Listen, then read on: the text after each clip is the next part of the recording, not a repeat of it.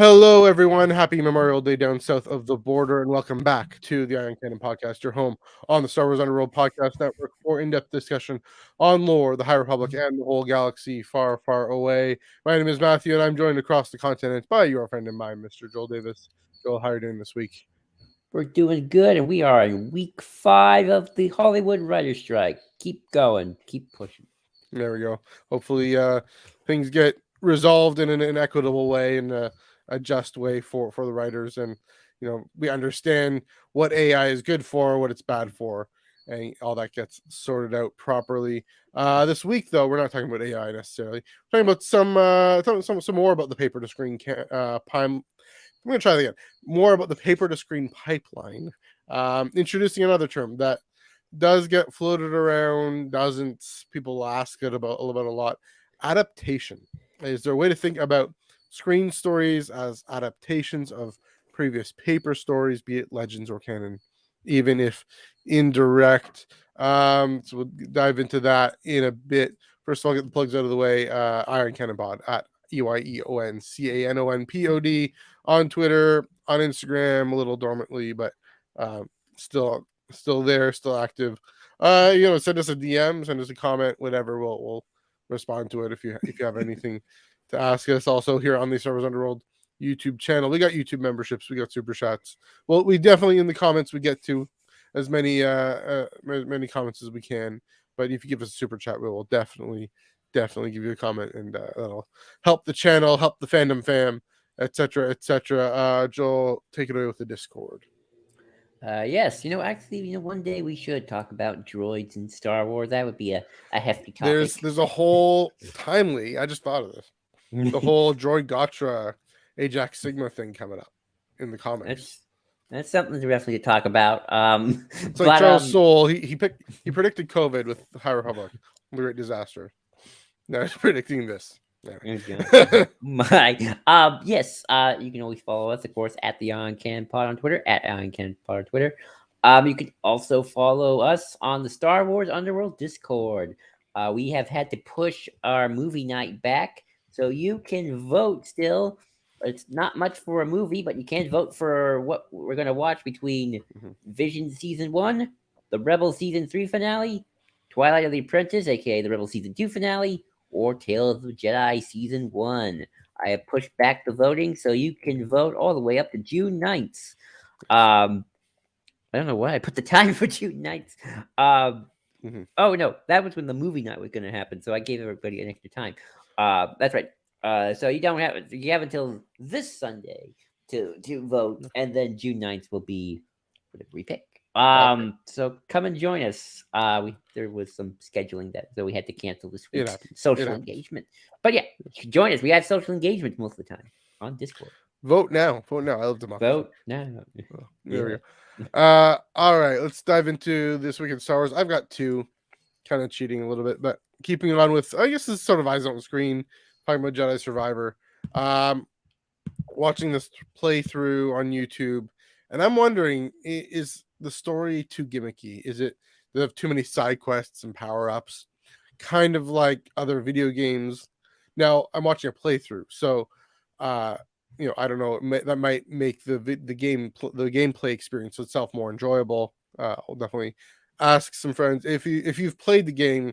Here's a shout out to anyone watching. If you've played the game and the side quests and the power-ups or whatever, the different kind of video game mechanics that are more blatant in Survivor than they were in Fallen Order, if that enhances your video game experience, please let me know. I really loved how straightforward Fallen Order's story was. There was, yes, you can pick which order of planets you go to, but still it was very clear where this is going. Now I do wonder, it was also the playthrough I was watching. The guy, whoever is playing this is trying to constantly 100% every little room. So it's frustrating you when you're watching, like, no, you got to go there. You got to go there. No, but you're going around this corner. You're going in this other place, not thinking, oh, they're probably trying to find an extra whatever box or loot box or whatever it is. So it made that whole experience far less enjoyable. I have found a shorter playthrough that's only 14 hours long. So yeah, which is actually kind of manageable.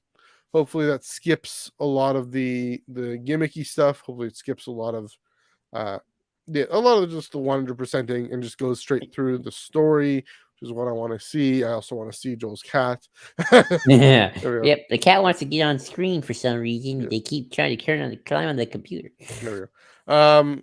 And just this is a spoiler, but I'm at the part now where Cal and Bode, they're I think they're on the separatist, the Lucre Hulk. They're in the Lucre Hulk in that Hulk complex there, and they're about to rush in and save that High Republic droid.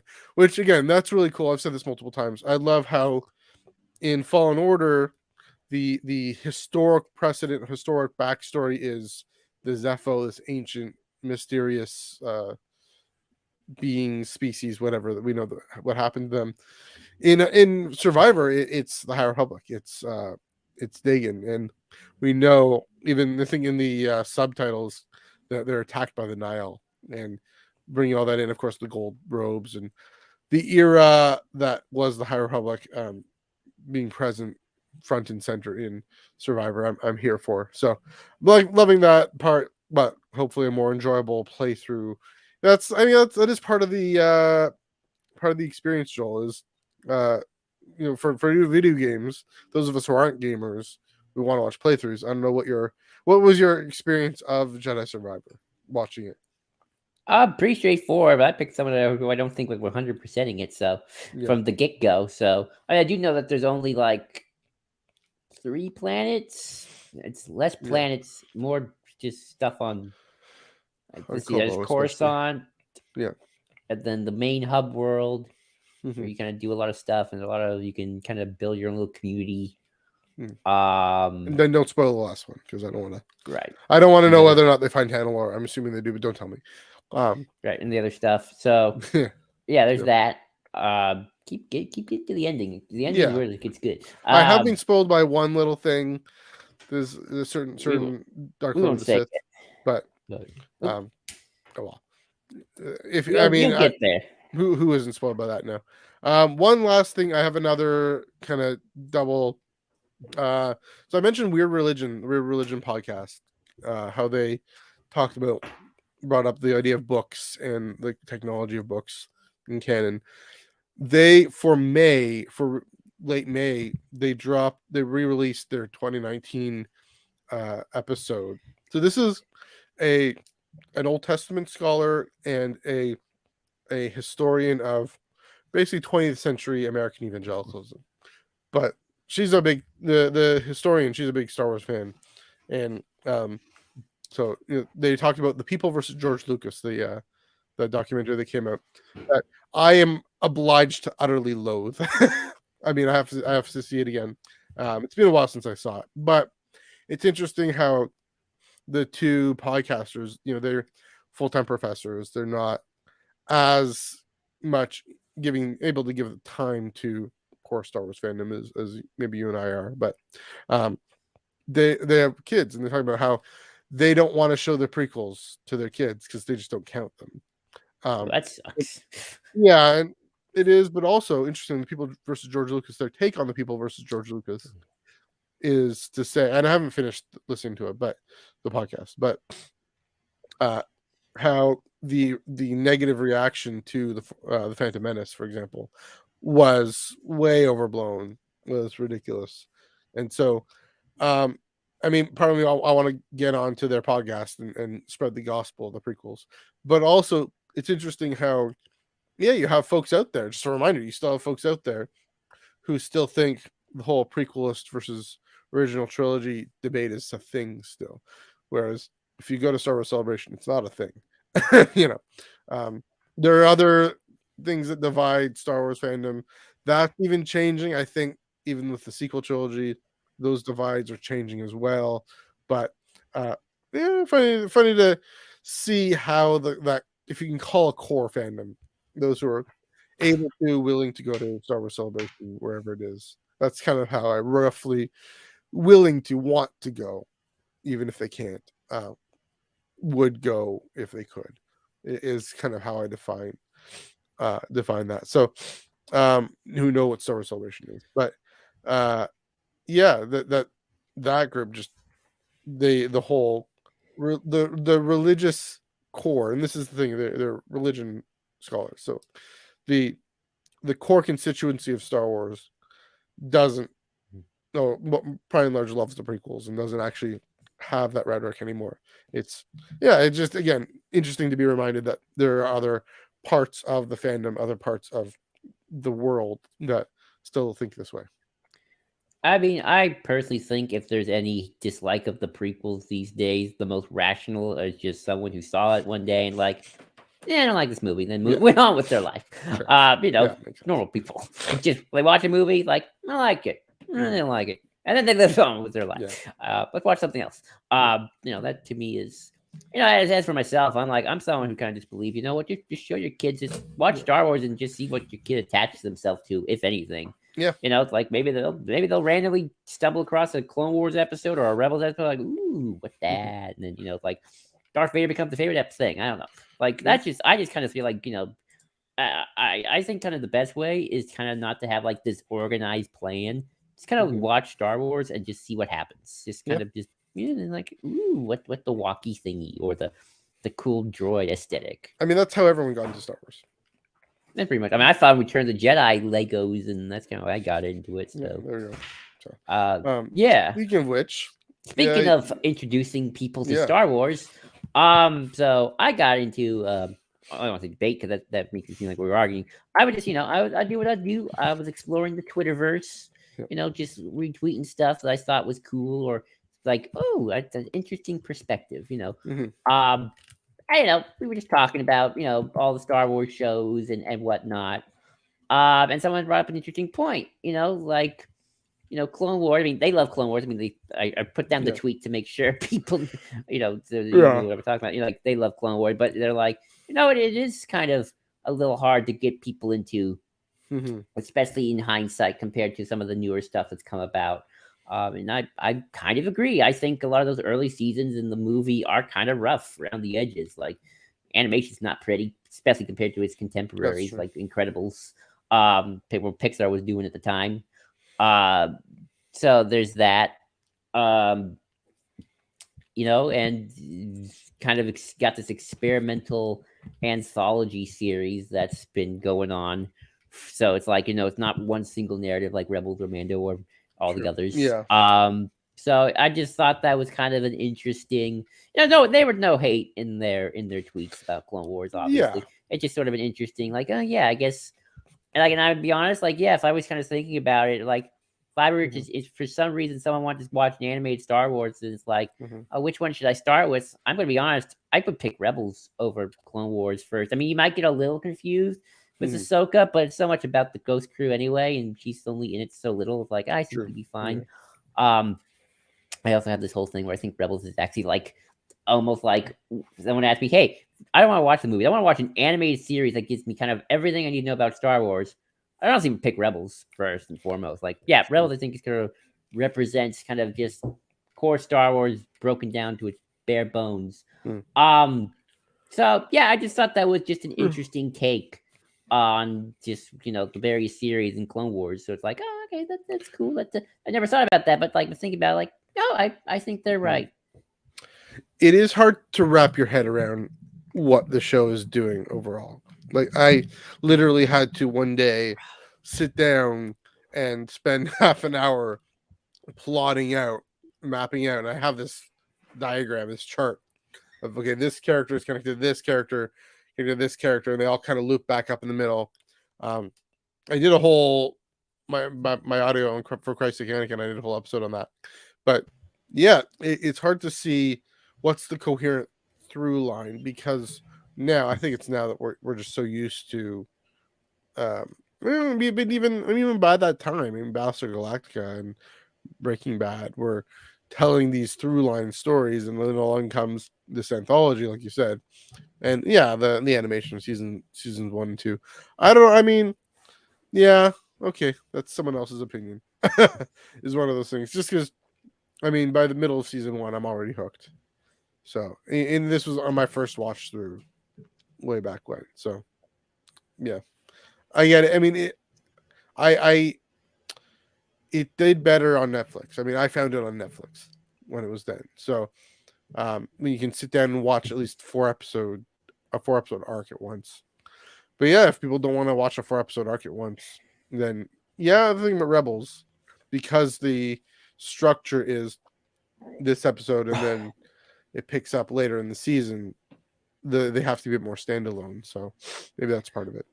I mean, I never want to judge, give like a. I never feel comfortable or have like. I feel like I'm an expert of like casual Star Wars fans attract to this more to this. You know, I think everything's personal to a certain extent. Yeah. But you know, if you're casual, like to me, a casual Star Wars fan, just someone who's probably only seen the movies at least once, and then they're not deep into it. I'm like, no, I can totally see Mando kind of capturing more of that casual audience. Oh, sure. At first, that's part of what it's for. That's part of why it exists. But too, well, in that too, and you know, there's other factors. Sure, I mean, you know, live action animation. Get into that later. That's. But you know, if you're someone like me who doesn't care, like I even then I can kind of see like maybe Mando is just easier to swallow. Yeah. At first viewing. It's also live action. Well, that too. Yeah. But I said that. Yeah, but that's true. But if you're like me, I think honestly maybe even Rebels would be easier to swallow too, maybe than Clone Wars at first. But I think everyone's different, so I never want to make a pure judgment call. But I just thought that was interesting, kind of looking at like where kind of Clone Wars now kind of sits in terms of like, would you show someone Clone Wars first before this? I mean, after like if your first introduction is the movies, then like would you show Clone Wars after? Or like would I go here to Rebel or to Mando or there, and like what would I pick? And then it's sort of like, I mean, everyone's gonna be different. Everyone's gonna have a unique experience. So I mean, that's so good. So I'm just kind of like, well, kind of like if we did a scientific poll, what would kind of win out? Scientific Twitter poll. Yeah, there we go. But I just kind of interested, like, yeah, what would I think be the kind of your next step? Like, would I pick Mando? Would I pick Clone Wars? Yeah, I think I wonder how old they are, and are they what era of Star Wars do they gravitate towards the most?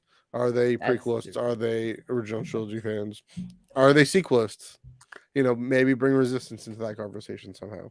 If they're younger sequelists, for example. That's true. Because I'm surprised you didn't mention Resistance. Because that's your favorite. So. Oh yeah, that's true. But I actually I actually probably would wait on Resistance, even if I do love it. I feel like that's something you should probably be a little more deeper into it. I also, one more thing, Clone Wars is also weird to me because on the one hand, they're saying, yeah, it probably is not as good for a casual fan, but at the same time, it is sort of baby's first EU. If you're not going to read the books, because so many of the EU concepts are introduced, but in like their most basic terms before other things expanded upon it, or the older legend stuff had expanded upon it. But it's like now we got to condense this into like for basic people to understand. Like here's the basics of Mandalorians. Here you go, and then the Mandalorian show can expand upon it. But it's sort of kind of that weird place of like the hypothesis of Clone Wars being a little harder for casual fans, but it's also like it also is sort of the foundations and the first steps of these ideas that other shows have expanded upon over the years. So, yeah, I mean, everything, a lot of, like we were saying with the Mandalorians and the Mandalorian. Saw Gerrera, that's a great example. Yeah. Clone Wars gets weird. It gets weird pretty quickly. It gets to Mortis. And we can't even agree. People can't agree what Mortis is, what's happening there. Rebels only touches on Mortis in the World Between Worlds later on. So, and then, live action, we're only now getting into that stuff with Ahsoka, how many years later? 4 years later. So, yeah. I mean, again, Mandalorian touched on it with Tython a little bit, and with Book of Boba Fett with the Luke episode. But, yeah, Clone Wars gets there quick and gets deep quick. And so I can see it not being everyone's cup of tea at first. And you're like, what is this? What's happening here? So, also, I mean, what is this? You mean Anakin has a Padawan as a teenage girl? What? That's true. So I mean, again, all that stuff is why it's my favorite series of all time. But I can see why it was kind of strange for some people. So yeah, Maybe everyone's gonna be different. yeah, That's sort of my yeah. my cup of tea on that.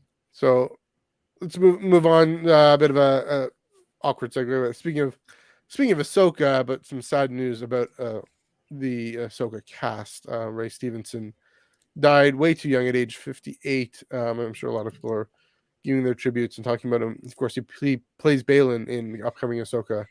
He voiced Gar Saxon in Rebels and then in Clone Wars again. Volstagg in Thor, one of the classic fandom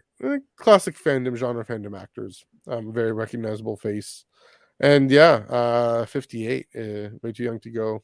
Our thoughts, prayers are with his family and friends. I don't know, Joel, if you have anything to add.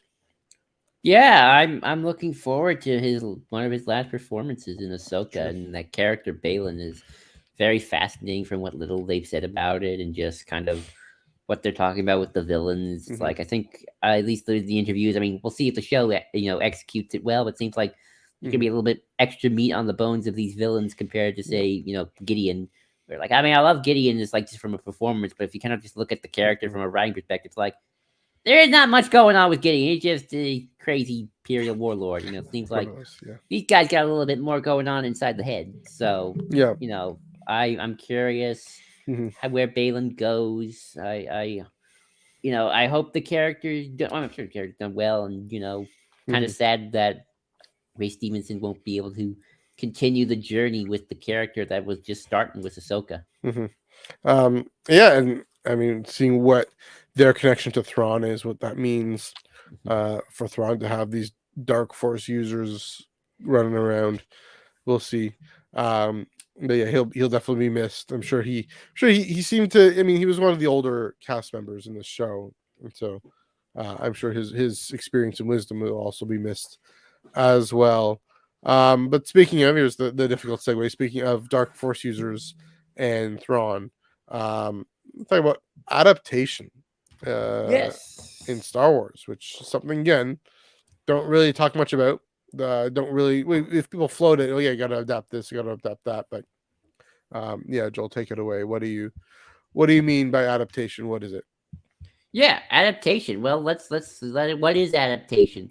I got the Google definition because that's how you do it. That's research. Adaptations: something produced to adjust to different conditions or users, or uses, or to different situations.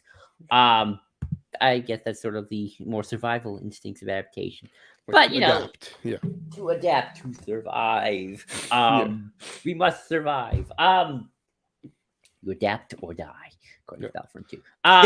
But no, in the more Hollywood sense of the word, we've lived through an era of adaptation for quite a while. I mean, probably longer than that. Um, you know, Lord of the Rings. What do? They take the Lord of the Rings books. They adapt into a movie. Harry Potter. They adapted. Everything okay over there? Your cat's Yeah, running around. my cat just trying to decide where to move. All right. Silly Your bad cat's silly trying bird. to adapt. Yeah, they adapt. They evolved to domestic situation. Anyway, sorry, keep going. But we took the Harry Potter books. We made 7 movies, but we made 8 of them because the Yeah. last movie was 2. Mhm. So there's that. Taking the IP, turning into something else. But I think over the last few years we've seeing something interesting. Like I think the basic idea of adapting is take a book and turn it into a chapter, into a movie. So it's like Bloodline. Chapter 1 was about Leia watching a parade on Hotham Prime. Scene 1, Act 1, Leia's watching a parade on Hotham Prime. Dialogue. We gotta cut up some stuff to keep the pacing going. But recently with a lot of comic books, and we see this mostly in comic books, we see what we call direct versus loose adaptation. Now, direct adaptation is what I just described. Take the book, then you just kind of copy it, make some tweaks here and there. Like Lord of the Rings, Harry Potter, a lot of drama novels, romance novels, John Hunger Green. Games. Yeah. Etc. Yeah. But with loose adaptation, it's a bit more interesting. We see a lot of comic books where it's like, here's Batman. the character Batman. Take the basic premise: Wait, Batman, what's his character's? Is he a bat or is he a man? Sorry. a man dressed as the Bat, Bruce Wayne, What a weirdo. Parents Sorry. Guild, Justice, Gotham City. Yeah. But we're not really adapting an actual comic book. We're not directing a comic book story. It's not like we're taking the comic where panel by panel. We're just taking the basic premises. We took some ideas and we mush it all together. So, Right. Dark Knight is not an adaptation of a comic book called Dark Knight, although there's a comic book called The Dark Knight Rises. But not Dark Knight Returns, I'm sorry. Rises is actually the sequel to the movie. Dark Knight, we take the concept of Batman, concept of Joker, concept of Harvey Dent, use some basic ideas. Harvey Dent, he was a lawyer, he was a good man. Then he went crazy because he lost half his face in an accident that burned it half and became Two-Face. And we got the Joker, Clown Prince of Crime. But story's different. The basic plot beats are different. Just but we're inspired by certain elements of those comics, like certain things Joker would do. It's like, oh, that's very reminiscent of when he did this in this particular comic and stuff like that. But that's what we call loose adaptation, where sorry, good. You're good.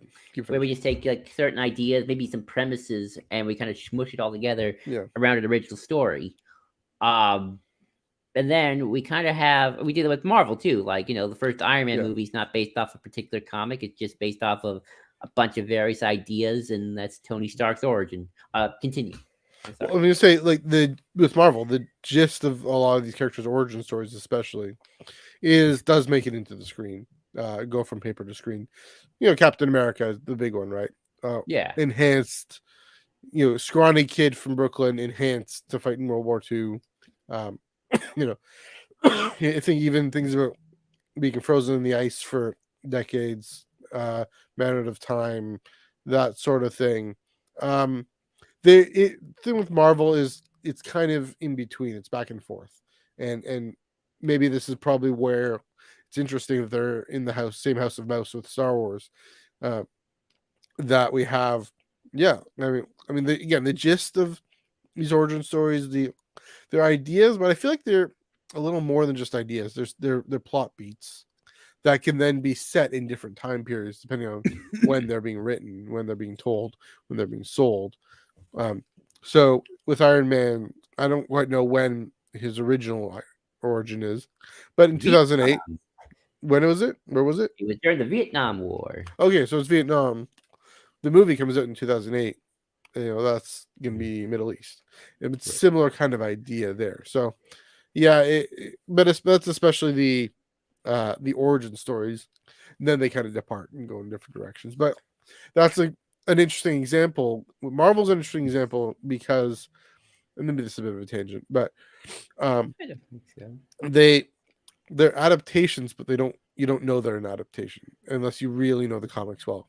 The adaptations, they don't feel like adaptations. They feel even truer to the original. I was at a panel at Fan Expo once, just sitting in it and saying why the MCU is so great and what the Marvel thing is so great. Well, it's why about Marvel generally, and Stan Lee and Steve Ditko and them. And one of the panelists commented saying the reason the MCU stories are so great is because they stick to what made the comics great, and that is the themes, and that is the pacing, and the heart that is in these origin stories that they bring out and put in a more contemporary palatable medium. So it's indirect adaptation, or loose adaptation, but it's still adaptation, and that's something I want to keep. No, I agree. Here's a movie I hate, Batman vs Superman, but that takes the idea from the Dark Knight Returns of Batman being kind of paranoid of Superman because he thinks Superman's bad. You got Superman dying at Doomsday because Superman's always dying when Doomsday's around. And then Justice League brings Superman back, and Superman always returns. You got the black suit because Superman had a black suit when he came back for some reason. So there's just kind of the iconography and kind of loose ideas, even though it's not the Dark Knight Returns or Death of Superman. It's kind of a smushing of both of them together, done poorly. But Yeah, that's basically the idea too. So, with all that rambling set aside, Back to how Star does this Wars. how does this apply to Star Wars? Yeah. I'll All right, so this is kind of interesting, and I think this is kind of um, where the whole Legends canon thing kind of comes from, but also just I just think it's interesting that if you've been looking at Star Wars from really since the start of all of this, Mhm. when it began, well, not when it began, but Yeah. when it started in 2012, the new era, they rebooted Legends and all that, but if you kind of look at just what they've been making, it's like I could point to you like, oh, they did that in Legends, they did that in Legends, they did that in Legends, they did that in Legends. Kanan the Blind Jedi. Yeah. I just got a little that Star Killer look with the shaved head. But well, his hair shit's not shaved, just kind of bald. No, it's Sure. not bald, it's just kind of short now. Got the Yeah. more got the really random look. Um, you know, and it's just really been fascinating, just kind of watching everything from the start and kind of Mm. evolved till now. And I've always sort of wondered, why does this happen? How does this happen? Yeah. Outside of Filoni, it's sort of Right. interesting, kind of looking at this. It's like, okay, Force Awakens, we know what's going to happen, and the first major thing is evil solo child, which was one of the last major arcs of the expanded universe before it ended. Like Hmm. Jason Solo turning to the dark side is not an old thing. It happened around 2008 Interesting. when Okay. that was going down. Hang on. I mean, the idea of Imperial Remnant. I mean, that's been around since day Sure. one. There's always been that kind of idea, like, oh, look, Imperial Remnant. Um, and it's just that's sort of fascinating that happened. Especially with J.J. Abrams is concerned, Hmm. it's sort of like, well, did he know? Did I mean, did Outcast know, or is that just such an idea that's just such a low hanging fruit? That's sort of like if you were just kind of thinking of Hmm. things that happen to add drama to the Skywalkers. They're like Yeah. child turns to the dark side. I think maybe anyone would have thought that. But then you get more into Yeah. interesting ones like Rogue One, which had a lot more of the Lucasfilm in-house people, and it's very much a mesh of all of a bunch of various let's steal the Death Star plans, because that's a story that everyone tells every 5 weeks in Legends. Like there's so many Sure. versions of that story. There are missions, there's stuff like that. You get to Hmm. Solo, and Solo very much intentionally incorporated a lot of ideas of Solo's backstory in the Dark Hmm. Horse comics and stuff like that. Not doesn't directly say anything, but the idea of him like being a former Imperial was Hmm. very much, or in the Empire at least, was an idea from Dark Horse. He went to the Imperial Academy. Um, and Yeah. then you get to Rise of Skywalker, and this is where things get really interesting, where they just straight out do Dark Empire's idea of Palpatine back, and he's harboring in a clone body because he's trying to Yeah. live. Although I think Chris Terrio knows about Dark Empire, so I think he definitely knows Yeah. about that one for sure. And then again, the Filoni stuff is a lot more directly intentional. Hmm. I think he does know Yeah. about it for sure. And Tony Gilroy has talked about how he used Wikipedia and Story Group as a resource to Really? kind of You used build up. Wikipedia? I didn't even know that. Yeah, he did an interview with him talk That's about pretty funny. Wikipedia and like the various canons and stuff, and it's like Yeah. he looked to do his research for the show. Hmm. So uh, I know. I mean, I think you do kind of need to do some of the homework. At least Tony Yeah. Gilroy willing to Well, do I the mean, homework. Leslie Headland's Well, yeah. head first into it. So yeah. I mean, that's actually what I like about Tony Gilroy. Like, he's not a fan, but like he did his homework. So, Yeah. That's like true. he knows when the Gorman massacre happened. He knows it was two BBY, and he Sure. schooled somebody on that. And he So, knows what the Gorman Massacre is before I do. because he looked it up on Wikipedia. Yeah. But I guess I'll turn to you, Matthew, and that's Yeah. sort of like, how is it, Hmm. especially with someone like J.J. Abrams, especially when I Yeah. kind of think of him the most, that these ideas from Legends, that like Evil Solo Child, but you can Yeah. even talk about the other stuff from the other movies. Why is it that they still to this day, uh, they manage to find their ways into these newer movies? Mm. When Lucasfilm's not going out there and going, we're adapting the EU, but in a lot of ways, I would think you can make a good, strong argument that Mhm. what we've seen in this new era is essentially adaptations of the EU in some form or another. Yeah. Very loose adaptations, I will say. They're not, Sure. outside of probably what Filoni's doing right now. Everything's been very much in more of the loose adaptation. I mean, even Filoni's still loose adaptations, but I think there's a bit Yeah. more, bit more a bit more awareness of what's going on. But Yeah. everything from Rebels to start has been some sort of loose adaptation of the EU from the on-screen Yeah. perspective, especially. We'll get into new paper canon stuff later because I think I got a different view on that. Yeah. But what are your thoughts? So a few things. First of all, yeah, I mean Ben Solo is the closest Kylo Ren. The evil Solo kid, very strong in the Force, trained as a Jedi, turns to the dark side. I think two things there. I think first of all, you mentioned Chris Terrio in the I think it's a Force Awakens, making a Force Awakens documentary. They interview Chris Terrio. On his desk is a copy of Heir to the Empire. I think you mean Rise of Skywalker. Chris Maybe Terrio it's was Rise Air of Force. Skywalker. Yeah, it might even Rise of Skywalker. And He's how involved in and why that's so close to Dark Empire. Picking up on that, there's a copy of Heir to the Empire there, and what I get from that is, yeah, I've had my issues with him when it comes to the prequels and Chris Terrio especially, but also J.J. Abrams. I think Chris Terrio knows Legends like the back I of his think he does hand. too. I think he read it as a kid, frankly, Probably. and I love that. I'm here for that.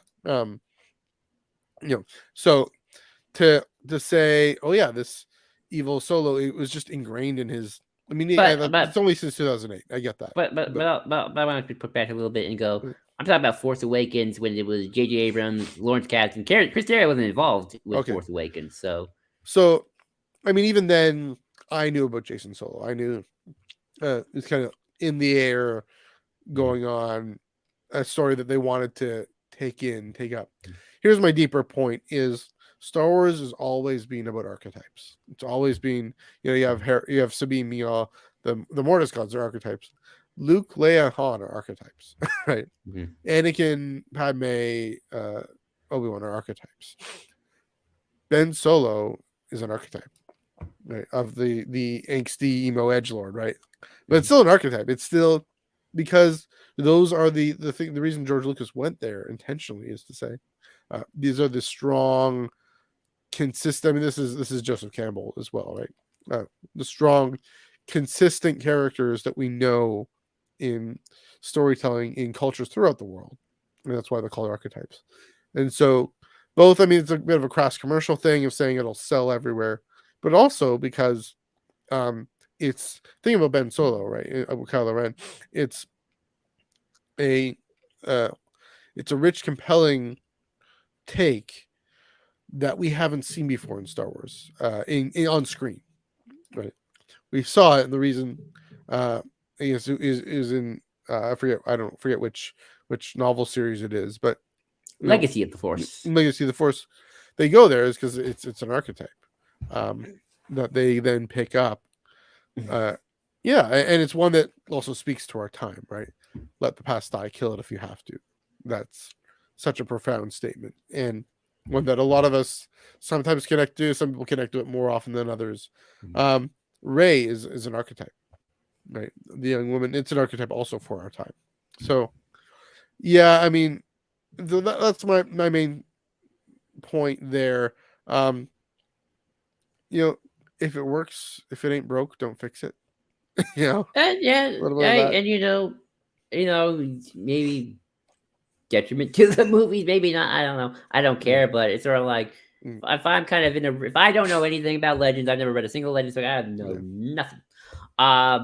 You know, if I'm coming up just with kind of like throwing darts for ideas for sequels to episode 6. I'm sure somewhere along the line, someone, be it myself or someone, kind of the two big ideas are: what if one of the Skywalker or Solo kids turned evil, and what if the Emperor returned? Because that's an easy idea. It's like that's why it was done in 1990, where it's like the post Return of the Jedi story, Emperor Palpatine's back and he's better than ever. Which I'll say it makes Rey even more interesting because she's not an adaptation from what I can. I mean, she's got a bit of Luke, she's got a bit of Leia there, He got a bit of Jaina Solo, I think, in Yeah, there. okay, but that's fair. Um, but also this young woman who discovers the forces in her, regardless of her lineage, her birth lineage, discovers similar then to Luke, having the legacy of the dark side in her. First a nobody, and then a Palpatine. Um, so yeah, but also so as a foil then, because she's the protagonist of the sequel trilogy, I would say. Mhm. So to have this newer concept playing against more tried and true content, including Luke Skywalker himself. But of course, it's a grumpy old Luke Skywalker. I mean, I'm specifically getting to the Last Jedi here because this is where these get teased out the most. I think. Um, yeah, to have the contrast between what Ray, the new thing that Ray does, and Finn and Poe to some extent, although they're they're more consistent with what we've seen before. Um, but yeah, then especially with Kylo Ren to play off that, um, it Uh, was a fascinating idea.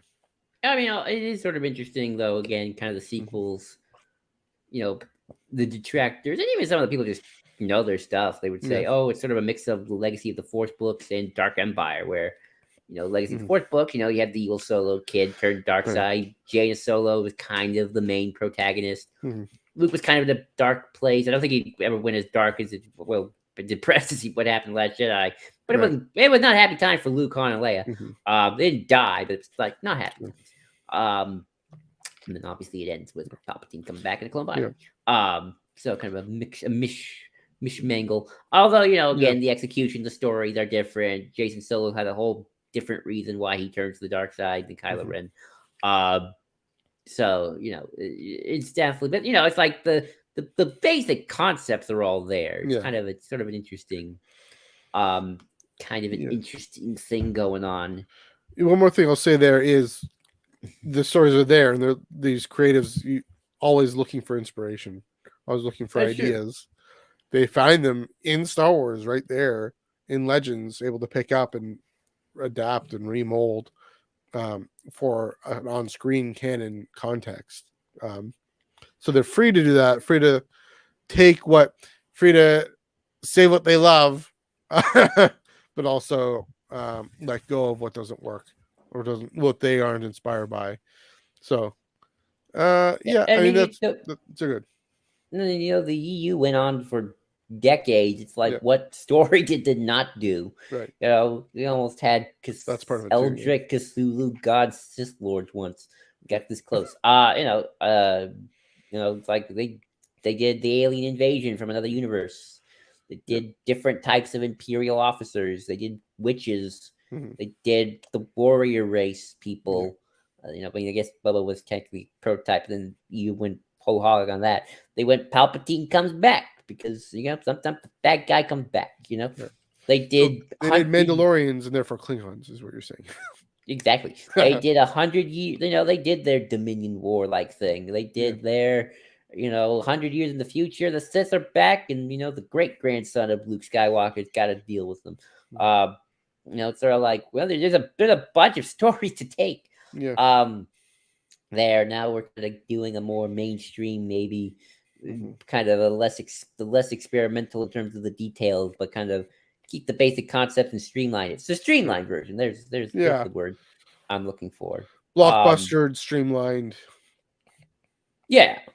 Yeah. Um, and there's those are what the conceptual adaptations of Star Wars that we've been getting really since the beginning Mm-hmm. of the entire Star Wars screen thing. I Yeah. mean, even with the next set of movies that may or may not happen, because Mm-hmm. Right. Hollywood kind of sort of on strike right now. New Jedi Order. That's Mm-hmm. actually what they're calling it. I mean, I don't know if they're calling the movie that, but that's what they're calling the era. New Jedi Yep. Order. Dawn of the Jedi. That's another book from the EU. I don't know if they're going to call it that the movie. I honestly wouldn't mind. It's like, just call it the book. It's a good I book. mean, we have the Ahsoka name drop, heir to the Empire. Exactly. We got the whole Republic era still there. So still that kind of it's kind of Mm-hmm. they aren't adapting the EU, but I think in some Right. ways Lucasfilm might be kind of fibbing where they're saying we're not really adhering to it. I mean, they're not in terms of like, well, Mara Jade didn't show up or anything, but Yeah. you're paying like you don't come up with names like that. Like, oh, we came up with this just completely original, like New Jedi Order. I mean, come on, it's a 19-book series about it. Right. It went on from the entire prequel era. So Yeah. let's be a little honest with ourselves here. I mean, And it's like you have the list here with Thrawn, Mandalorian's Malachor, Mount Tantus. I hope I'm not stepping on your thunder there, but no. yeah, there are some things that they're explicitly, They know what. bringing. It's been funny watching it though, and kind of watch. It kind of started with Rise of Skywalker, although I think it started from day one. But it's sort of like, kind of when you get to Rise of Skywalker in terms of like the movies, it's the most. This is the most directly adapting something from the EU. Yeah, Even like Palpatine's back. He's in a clone body. He's hiding in a scary dark side world. That is the basic concept of Dark Empire, right there. Yeah. And then after that, you get the Mandalorian, and the Mandalorian essentially setting up new canon Thrawn saga story. Right.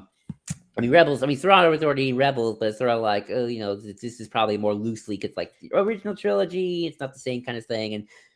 But now we're sort of like, well, now we got Thrawn versus the New Republic, so it's happening. It's happening, people. Yeah. It's happening. So it's sort of interesting, kind of how they rebooted. Mm-hmm. And then they're kind of taking more and more and more and more from the EU concepts and kind of pulling it in. And they're almost like they're like doing these loose adaptations now of just whole storylines. Yeah. Even it's not even just kind of like, well, let's do a solo Darksider, but let's do it with basically a kind of an OT remix thing. And but now by the time you get to Rise of Skywalker, it's like, now let's just kind of loosely adapt Dark Empire, and now let's just loosely but even more directly adapt the Thrawn trilogy, which is sort of the beloved EU thing of the time. So I think that's it's sort of just been interesting, kind of watching that evolution of adaptation, where it's sort of like they start out just like maybe just taking certain basic ideas, and now I think they're just full on loosely adapting storylines. I mean, Pelion, he's in there. What kind of role is he going to have? Interesting if Rook comes back. Yeah. I mean, he's still. Did he survive Rebels? Who did he get killed? Yeah. Who? Rook. Pelion? No, Rook. Rook might be dead. I think Rook died. Or someone like him. I don't know. It's the same species. Yeah. So yeah. I mean, I'd be curious, but I think it's sort of fascinating. He's kind of watching this slow adaptation. Yeah. So the next kind of list on my adaptation that we've seen in Star Wars, we'll be seeing a bit more now. Paper to screen, and this is just an in canon thing directly. We kind of things I kind of split up between conceptual and the direct adaptations again, because it's sort of like you have an idea, and then kind of like you got more just the direct things. Kenobi,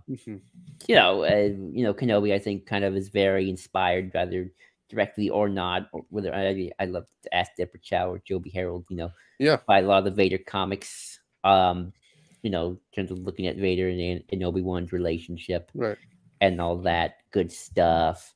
Mando is very much pulling from a lot of the Aftermath book in terms of what the state of the galaxy is post Endor. And then you got direct adaptations too, where you got Cobb Vanth. He's there. We're gonna have Vernestra in a couple of. We're gonna have it hopefully soon. Got Brendel Hux. They brought in Black Chrysanthemum. They are bringing in characters. But also it's kind of, again, they're also kind of tweaking them as well to kind of fit the narrative, not necessarily completely changing them, but it's sort of like in Aftermath, Cobb Vanth was cool with the Tuskens, and then in Mandalorian he's not cool because the story needs him to be not cool. Little shame that Black Chrysanthemum, though, rather than bring up the fact, hey, Black Chrysanthemum, we work together. I mean, I read into that. That one I read into the look that they look over at each other. But that's another thing. That's the thing I talk about too, is if you've read these comics, you just watch the stories differently. But I digress. I'm excited to see Finestra and Acolyte, Oh and yeah. Brenda Lux. Not much, just not much you need to do with Brenda Lux. Just get a slimy Mhm. Weasley Imperial and call him Commandant Hux, and there you go. Yeah. I mean, you never Yes. know. I mean, you never. We might, because yeah, the cloning. We might see something. I mean, clearly, Armitage had to have a father of some sort. So there he is. Yeah. I mean, I'd be They're curious gonna to change see it. Armitage Hux's origins from bastard son to clone. Yeah. Like I'd be interesting to see if they actually go for Armitage's origins, Brendel's whole thing about on Jakku with the child soldier thing. That's creepy.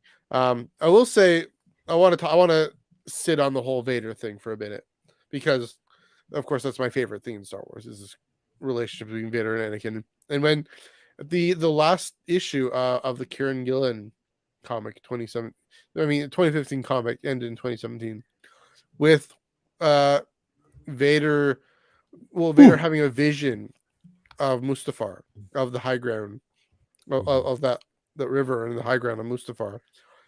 I mean, and that's the first time we see this exploration of Vader killing Anakin. Obviously, in the original trilogy, uh, he talks about that. He implies that Kenobi himself says young people named Vader betrayed and murdered your father. From a certain point of view, we already got that, but to really explore that in an actual Vader story was already compelling and was already a brilliant idea. I see what Deborah Chow was doing with that, and of course Charles Soule explores it more in depth in the end of his run with the infamous the vision with Obi-Wan and Palpatine, I'm your father thing, but also just um, trying to find that connection to Anakin's Vader's past as Anakin in that vision. Um, it's a really compelling story, and it's a really core story in Star Wars, and one that I see Deborah Chow as amplifying and exposing to a wider audience what Kieran Gillen and Charles Soule did, and Greg Pak to some extent too, right? This everything with Attack of the Clones, especially. Um, I mean, all those flashbacks in those comics are always so gripping and so fascinating because Vader as the central character, I would say in Star Wars, Anakin is the central character. That means where I come from. Um, uh, this attempt, Vader is this attempt to forget Anakin, and he completely fails time and time again. What we're seeing, especially now with Sabe, and it's a bit complicated in Greg Pak's book, but on this beeline towards Return of the Jedi, uh, his ability to forget gets eroded. His safeguards against that more and more eroded. Deborah Chow and Kieran Gillen, and to some extent Charles Soule, pick the moments where those safeguards are the most ironclad, and yet, and what we see though is we see, I mean, the image which we also get in Twilight of the Apprentice of the shattered mask. And Sabe gets it too in the Greg Pak comic. She gets an eye. I've said this before. She gets an eye. Ahsoka gets one half. Obi-Wan gets the other half. These are both screen stories, but the meaning of them explored in comics. Um, it shows that even in when and well, I guess I'll say the consistent theme through all of this exploration of these moments is that even at his most ironclad, he still can't completely succeed. It's still, for us at least, a reflection of who was this Anakin Skywalker, what has he become, and how even Hayden Christensen talking about this. And again, I mentioned this before, but with the Scotiabank Theater event, when he came talking about how his performance of Vader is his performance of Anakin. It's just continued down this dark path. He just keeps going, and this continuity, and that's the thing that's most fascinating is hard as Vader tries, he can't break the continuity with Anakin, and that of course ultimately ends up being what Luke is able to tug on, because we've had this story since 1983. We've had this for 40 years to the week, that Luke is able to tug on this thing inside him that is uh, Anakin as Jedi Knight and servant of the light and husband to Padme. And here's Padme's son, reminding him who he is. And so that's why this adaptation in Kenobi works so well, and why Deborah Chow realized, oh, I've got to tell this aspect of the story. Of course, she's telling it in light of Obi-Wan's transition pivot from being despondent and despairing Anakin to being having hope for Luke and Leia. But he needs to see Vader's attempt to forget Anakin, and even, I mean, that's the thing, is even in Return of the Jedi, or yeah, I think it's Return of the Jedi. There's the debate, Luke debating with Obi-Wan, saying there's good in him, and Yoda too. There's good in him. I can go save him, and Obi-Wan saying, no, you got to kill him. You got to get rid of him, and Obi-Wan being wrong in the end. I mean, we talked about whether or not they're actually saying that he should kill him or not. We did That's hold true. but no, I think it confront him. That's different from killing. You just gotta face him. That's true. What you do is your business, Luke. What you do is your business, Luke. But no, the whole "I can't kill my father," the Emperor's already won. I was curious about that line. Sure. I'll think about that one more. I don't. Maybe it's not literal. He never says, "Well, you can't kill him, you wimp." Obi-Wan. I love making Obi-Wan. Well, Obi-Wan at least doesn't believe there's any good in him left. He's more machine now than man, at the very least. And Luke disagrees. I mean, go ahead. But no, I what you were getting at. I mean, that's sort of the fun thing about that is, like, when kind of introducing these ideas to a wider audience that's beyond just books and comics. We saw it with Kenobi, and then from a Legends perspective, it's sort of like introducing the idea of, what if a Solo kid turned evil, or the Emperor came back? So let's steal the Death Star. What's that story about? Solo's origins and kind of these basic ideas, like, oh, that's how he met Chewie, and the life debt, and being an Imperial officer for a bit. But he wasn't an officer; he was just a grunt. So there's that, and obviously, but Filoni kind of dealing with Thrawn more directly. It's sort of the and to a somewhat even more refined extent, I would argue this is what the glory of video games is, because so many people play video games, and I think video games are a little bit more willing to get the budget, the time, and the graphics to kind of show just kind of the almost the expanded nature of Star Wars, where kind of for budgeting reasons and whatnot, live action stuff kind of has to be a little bit more subdued, even when you do get a little bit more out there. Higher Republic in a video game. Before we move on, I do have one question for you. You might know this. You mentioned Rogue One, still Death Star plans.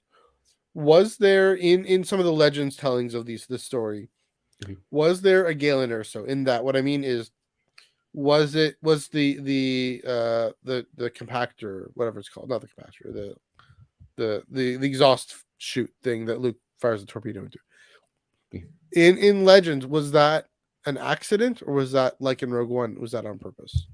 I think that was an accident. The character, so in Legends, the creator of the Death Star is almost like a weird mix of Galen Erso and Krennic. Like, they just kind of like got more of the Krennic personality, but like a Krennic was the actual guy doing the science. So that character is kind of split. Oh, I forgot. Another kind of example of concepts from Legends that have been brought into canon. Kind of the more militant rebel who's kind of the opposite of Mon Mothma. And in this case, we kind of got two characters in Lucid and Saw, but in Legends that was kind of Garm Bel Iblis, who was who was the senator from Corellia. He was part of the original trio who made the rebellion along with Bail and Mon Mothma. And then he left when Bail died because he didn't trust Mon Mothma, and he's always kind of the more militant of the three. So that's sort of, again, that concept. There's another concept from Legends right there, sort of like having a kind of a different take on the rebellion, more militant, and he got kind of in Lucid and in Saw. So there's another one right there. Yeah, and we'll get back to Saw Gerrera in just in a little bit, because the animation to live action. But But I just want to ask No. again, like going back to Galen though, because here's my question. Mhm. Because how the rebels get the Death Star plans? Interesting thing to tell in a canon version. Is that new then? That the Galen was actively trying to subvert the Empire? That one's not new. That's more Okay, of a new edition. It was just more straightforward. The Empire just had a bad design. yeah, But the they subverted character, themselves. but the character Mhm. who made the Death Star is sort of more of a Krennic. But if Yeah, Krennic was like actually designing these things and right. making them, So he that's a wouldn't little want to bit. subvert the Empire. He was serving the Empire. Yeah, Whereas he Galen was. Erso, I mean, this is we're getting to this in a minute. The Mhm. the Rogue One novelization, which I haven't read, I've only heard about. I have the audiobook for it. I should listen to it. But the interludes are Krennic. Well, it's in Rogue One. He talks about this. Because I lied. I cheated. I made this flaw intentionally so that there would be a way to destroy the thing. Because the capacity for it is beyond fearsome, beyond terrifying and evil. So, yeah. It's So, I mean, what I'm finding here that's interesting then is what is consistent in the adaptation and what are new ideas and new angles. And that's, that's what makes it interesting. To make life it, I makes mean, life it's interesting. I mean, yeah, I mean that's what I like about Rogue One. It feels like the EU, so it's like it's like real. This is an EU novel brought to Yeah. life. Like, but it's actually kind of interesting that you brought it up. Mhm. How maybe people look too deep into it, and maybe maybe they're. I mean, maybe they're not wrong. I don't think I wouldn't judge. It's sort of like looking at some of these canon characters, and there's forums about it, religion stuff. Like, oh, this is kind of like a combination of this character and this character. Like Yeah. again, like I said, Saw Gerrera and Lucen, they're kind of like they kind of take Garba Yeah. Leblis's place. It's sort of like here's the militant. Galen Erso and Krennic are kind of what happens when you fuse together, are like two separate parts of the original Death Star designer. Uh, Hmm. you know, Kylo Ren, Jason Solo, Rey's a little bit of Jada, and now the Yeah. Jedi Prince Ken, aka Palpatine's original grandkid, maybe. Um, Yeah. and Again, archetypes, right? the That's the thing. yeah. We're pinpointing that they're characters that are the consistencies because they're archetypes. And the thing to build up on what I was saying before, uh, A New Hope is an adaptation That's true. of millennia upon millennia of stories. And George Lucas was completely intentional about that. That's what I mean by archetype, is that I mean Buck Rogers. It's an adaptation of Buck Rogers. It's an Yeah. adaptation of. I mean, my whole thing is how Anakin's birth and the virgin birth and all that stuff. Oh Um, yeah, I mean, like so again, those archetypes. Like there are so many Joris Savaios yeah, archetypes in the new canon, and I don't think Balon is just one of them. You got Snoke maybe, hmm and Malicos right.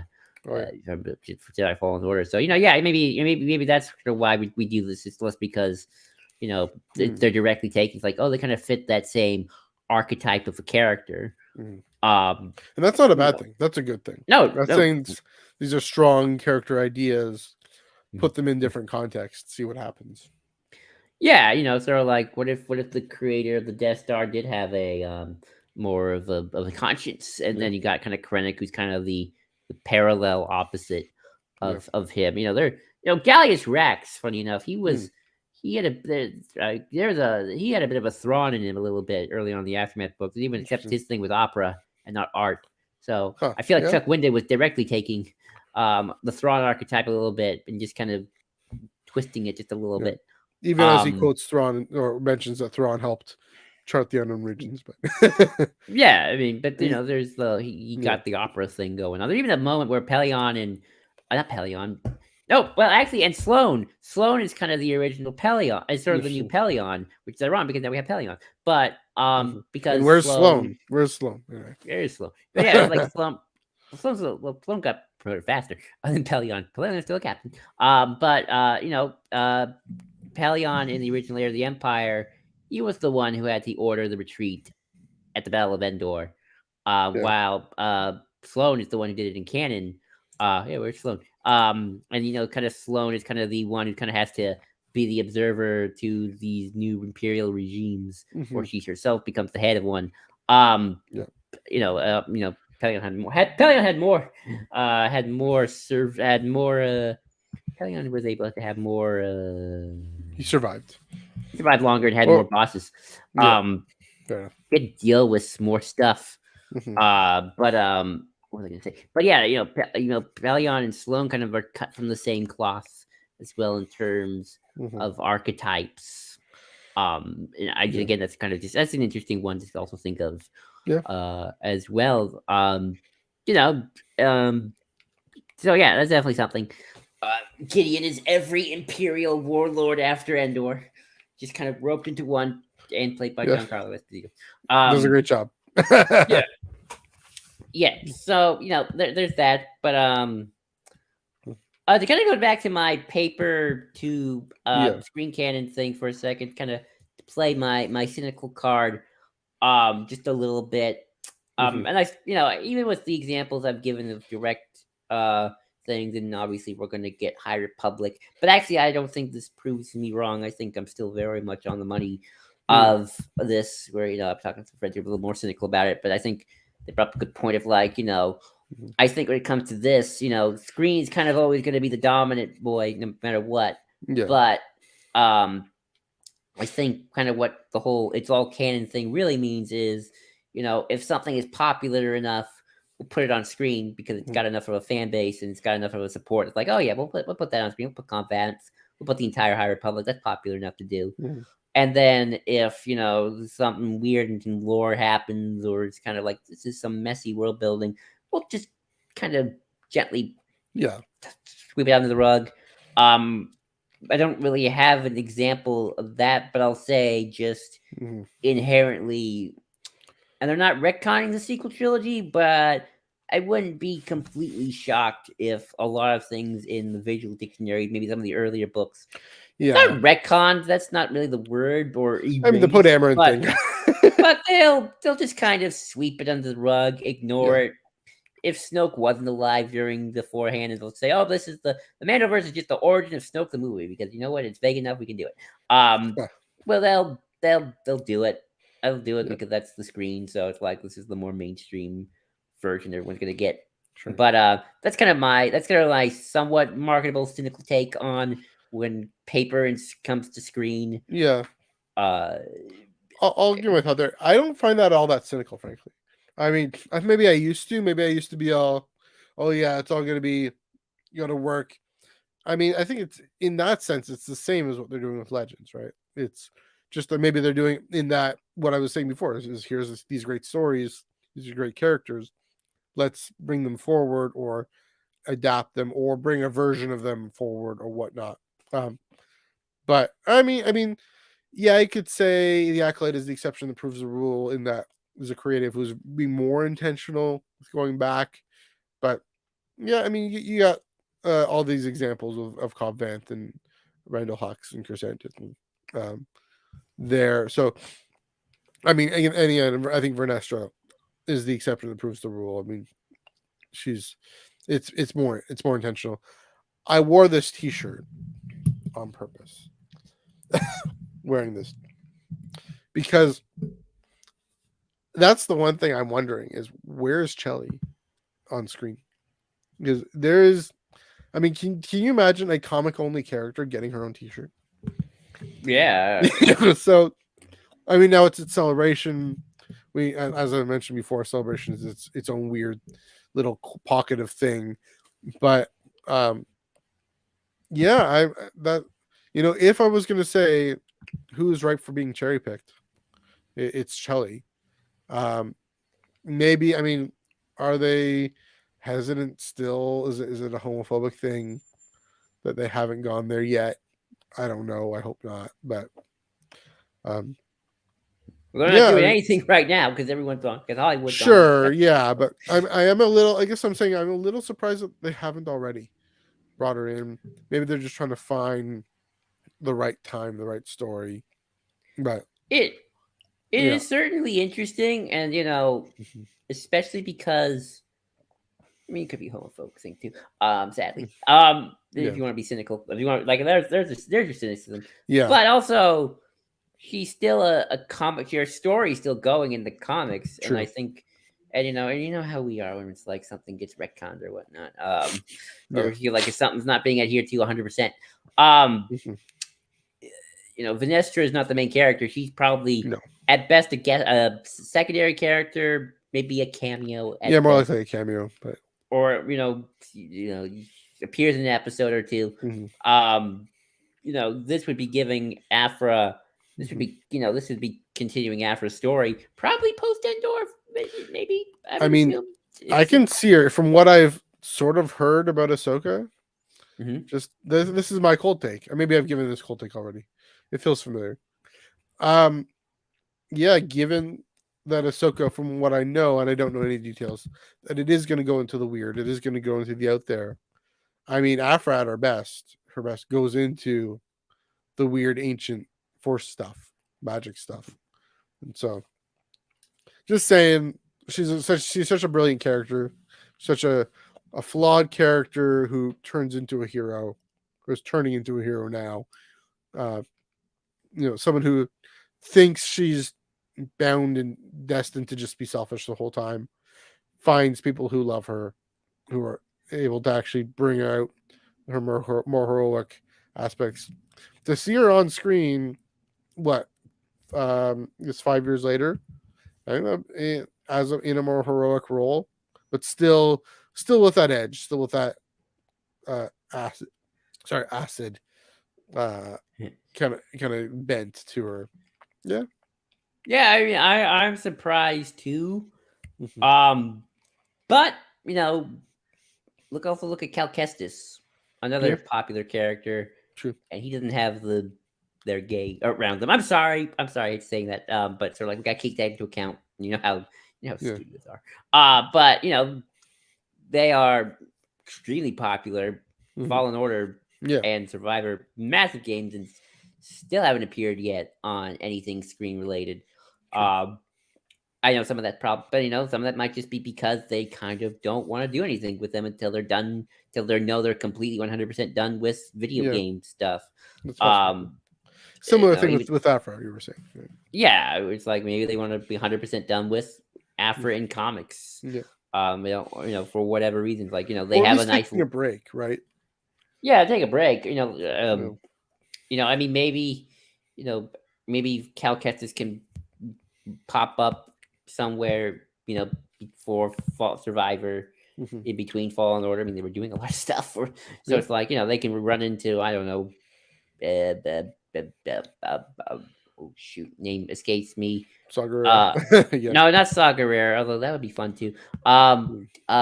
Riva, there we go. Oh yeah. In the past and stuff like that, That would be really interesting. but Because I mean, there's an adaptation, sort of. I mean, it's we're getting to sort of screen to quasi paper, but in Survivor, the path shows up. Path from Kenobi shows up. yeah, So is it, uh, I mean, also got Fortress Inquisitorius in yeah, Kenobi too. yeah. So So there's there's that. that connection. Yeah, Um, I think Inquisitor in general, but we'll get there later. But yeah. mm-hmm. Even someone as popular as Cal Kestis, still hasn't appeared. I mean, they're not really. They aren't really making anything. It's not like anything else right now is Dark Times era when he would be alive, unless Right. he's. I mean, granted, we don't know how far he's going to live, but I don't think they want to reveal that until Yeah. his Don't next video spoil game. anything. Still haven't finished the Survivor thing. Let's Hey, go. he might have died. He might have died by the end. I'm dead. But yeah, Great. I have no idea. Good. I have no idea actually. So yeah. yeah, um, Mhm. that's another thing. Kind of, they haven't done anything with Cal Kestis either. Yeah. He's just as popular as Afra in terms of I mean, he probably a little bit more because he's a video game character. Yeah. So it's like you got kind of the border, just like right on the edge between, Yeah.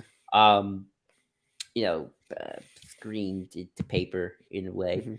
Hmm. Um, see, let me look at my notes. Hmm. I think adaptations. That's another Hmm. kind of. They're always the first to go. That and visual dictionary. They're always kind of the first to go. Yeah. Comes to Well, visual storytelling. dictionaries, yeah, are Oh yeah, definitely I just got visual dictionaries are basically I, point like my form. Force Awakens visual dictionary. It Yeah. talks about Rise of the First Order. Doesn't match at all No. what we now know. It's completely different. Visual dictionaries are, let's get some rough notes out there for us fans to sink our teeth into and spend money, but sink our teeth into. Say, oh yeah, and because it does affect how you watch. Again, all these materials affect how you watch the film. But yeah, visual dictionaries are basically rough draft ideas. They get jotted down on paper napkin. Oh yeah, and then you got, and that's why I like books like the Timeline book, where it's sort of like Yeah. they're like, oh, here you go, we can kind of we can kind of like take stock and kind of retroactively Mm-hmm. kind of clean out the rougher edges of things that Right. didn't quite add up or we never went with conceptually Sure. later down the Although line. timelines to me seems large scale enough that it can be kind of vague. Well, I haven't looked at it enough, but I'm being so busy. But good. it doesn't go into the type of granular detail that a visual dictionary would. Well, no, Just, I mean even newer stuff that I really like Secrets of the Sis. yeah, I mean, I really like that book, but that's always probably subject to change yeah, later on if need be. sure, That's yeah. Even the Rogue One visual dictionary, like Andor's entire backstory is different. right, Although they were nice enough to say that his mom and dad said that he was born on Fesk, even though that yeah, wasn't true. Um, so, but that they the whole he was a separatist kid that mhm, changed. yeah, Didn't seem like his adopted parents were separatist. yeah. That would But be cool to pick up on, but that would have been. But yeah, yeah, that's always subject to change as well. So that's mhm, in the idea of like when things get to screen, they like cherry pick a little bit, like yeah, stuff we like from the lore, and if like other stuff that's like, yeah, I don't know, then we'll kind of like ignore it. Um, mhm, but um, so yeah, I mean, I guess the last one is sort of animation to live action. mhm, It's sort of funny that if we had done this podcast pre solo, yeah, I would have been far more skeptical if animation stuff would have been adhered to the sure, way it has been now, yeah, which is funny because Saw Gerrera was sort of the first one in Rogue One that was mhm, movie number 2. But yeah, even then, I was still kind of like, are they really ever gonna say that Ahsoka is a consequential character to Anakin's life? Although strangely enough, Kenobi really never went into Ahsoka that much. I mean, I guess they didn't need to, no, but they also had the Inquisitors, so yeah. kind of a weird thing. But oh well, whatever. Um, When you think about it, like the relationship between Obi-Wan and Ahsoka was never that substantial. that's true. Um, Now, what they do is, this is we're getting to this again, but um, again, it's different characters who get to see the shattered mask Mhm. in different angles of it. So, Oh, that Ahsoka's there in spirit, right? Like right. a Jedi or Force user who does believe in the good of Anakin Mhm. to some extent. But Solo for me was the first real one because Yes. it's like, oh, they're gonna actually adhere to the fact Darth Maul's alive. Yes. That did not, like that happened in an animated show, and it's Mhm, sort of like if I was sort of under the impression, sort of mhm, like they'll say it's all connected, but they'll treat the movies as kind of one thing, and mhm, then the animated stuff is kind of this other thing where it's like Darth Maul's still really dead. right. In their eye, but like, oh no, they're gonna adhere to the fact Darth Maul is very much alive. Mhm, And then Mandalorian's kind of, well, now that's only kind of taking his toys to live action land. I think he's kind of yeah. we're gonna make sure that a lot of that, at least those additions, um, Mhm, are adhered to. I mean, if they need to be, like, no, they're not gonna go into the whole rigmarole of 7 seasons worth of TV if it's not needed. You don't know, no, like but they aren't going to explicitly delve into stuff, but they're not going to contradict anything that Dave Filoni's done. oh Um, goodness, no, that's and like speaking of Maul, the great example I also bring up. So Deborah Chow was floating the idea of bringing Maul into Kenobi, and Dave Filoni nixed that because hey, we got twin sons here. That's already happened. Of course, later in the timeline, but we've seen it. We don't need to have it at this point. So, I yeah, wonder if that it's was both before their. Deborah Chow came in or not. I'm still never quite sure. Well, either way, we saw it before. It came out Right. before Kenobi came out, but and so to say, just even by not following a story, because tonally, even you could say it lines up, whatever, you can make it line up, but that tonally and in the idea, it would have retconned in a way. It would have emotionally retconned. Maybe that's kind of the way I feel about the beginning of Bad Batch. It emotionally retcons the Canon comic. For me. I'm Yeah, I mean still on that. Why am I still on that? Come on, Matthew. But no, you know what I mean? I mean, that's kind of a, I mean, that's kind of a bigger one for sure. Yeah. Compared to if Darth Maul got killed in the Kenobi series, which is like many years before Rebels, so that's Well, like, I don't think they would have well, killed him off. I think they just would have had a confrontation, had an appearance. But even if that would have been too much.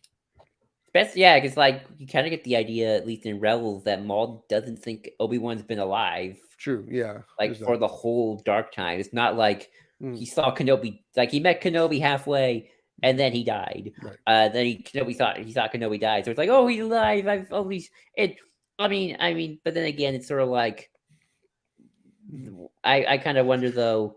Well, why does stuff like that? I mean, I guess that's a psychological thing where it's sort of like, Yeah. why does stuff like that would bother us? But then, my powers have doubled since the last time we met Count last Tuesday in Oh, episode. When the kind of yeah. the intent of that line was, I don't think Count Dooku and Anakin have ever met since Geonosis Right. 3 years ago. That's what George Lucas meant. Yeah. Or at least. Which is funny because then they adhered to the Grievous thing of Anakin never meeting Grievous, almost to like cartoony degrees of like Anakin's going up the elevator. Oh, here's Grievous going down the elevator. Well, I mean, cartoony. To be fair, it is. I mean, that's true, but you know what I mean. You know what I mean. It's like Anakin and Obi-Wan, Anakin and Dooku almost had their Coruscant duel on the boob twice. It's like it's funny. That line kind of makes no longer. If that line had any emotional weight, I don't think it exists as much anymore. To be fair, it's just one line as opposed to a whole episode. But well, that's true. But even the second Maul episode in season 3, where the holocrons meet, Maul's like, he lives. yeah, It's like I got the sense that Maul hasn't known about Obi-Wan being alive since Order 66, so he hasn't seen Obi-Wan for 20 years. Yeah. Where if they had met in Kenobi, then they wouldn't have met for at least 10. So my point is, the Maul Kenobi thing is a bigger deal than the Dooku Anakin thing. That's fair. Although it's sort of funny that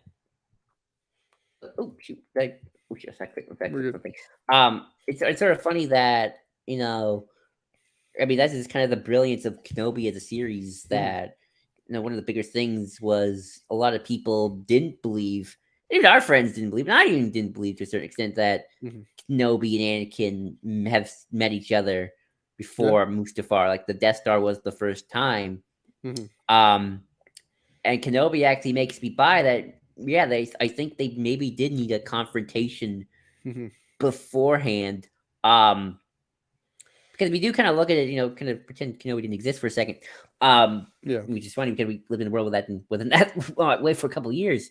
You kind of look at, like, tears and Obi-Wan just kind of crying and like, the trauma. And then A New Hope is like, hello, Darth. It's like they're teasing each other almost like old man. And then when last we met, Cap, I was but the Cap. Yeah.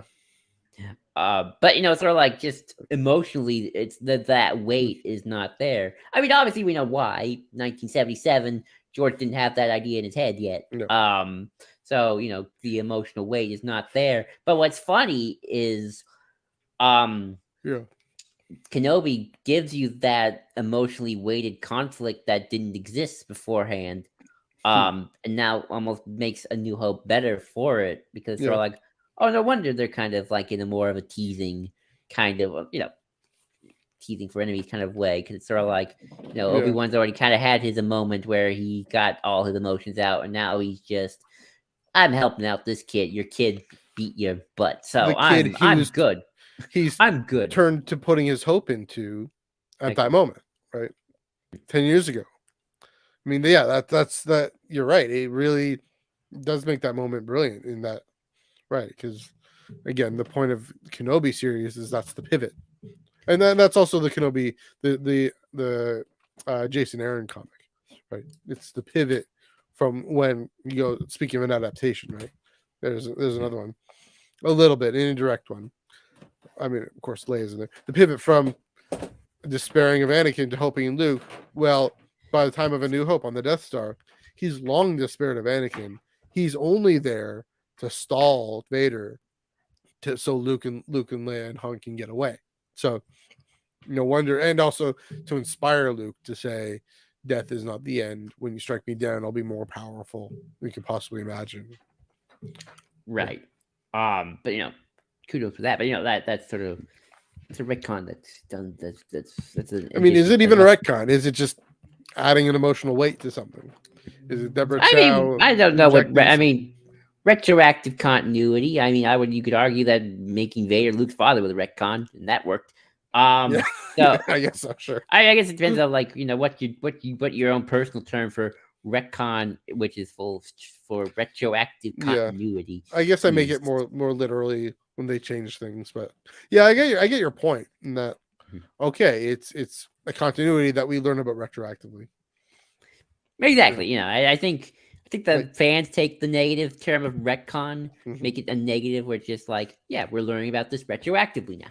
Yeah. Okay. That is the Which- That's the That's neutral the whole definition. prequel trilogy, guys. I just I mean, realized yeah.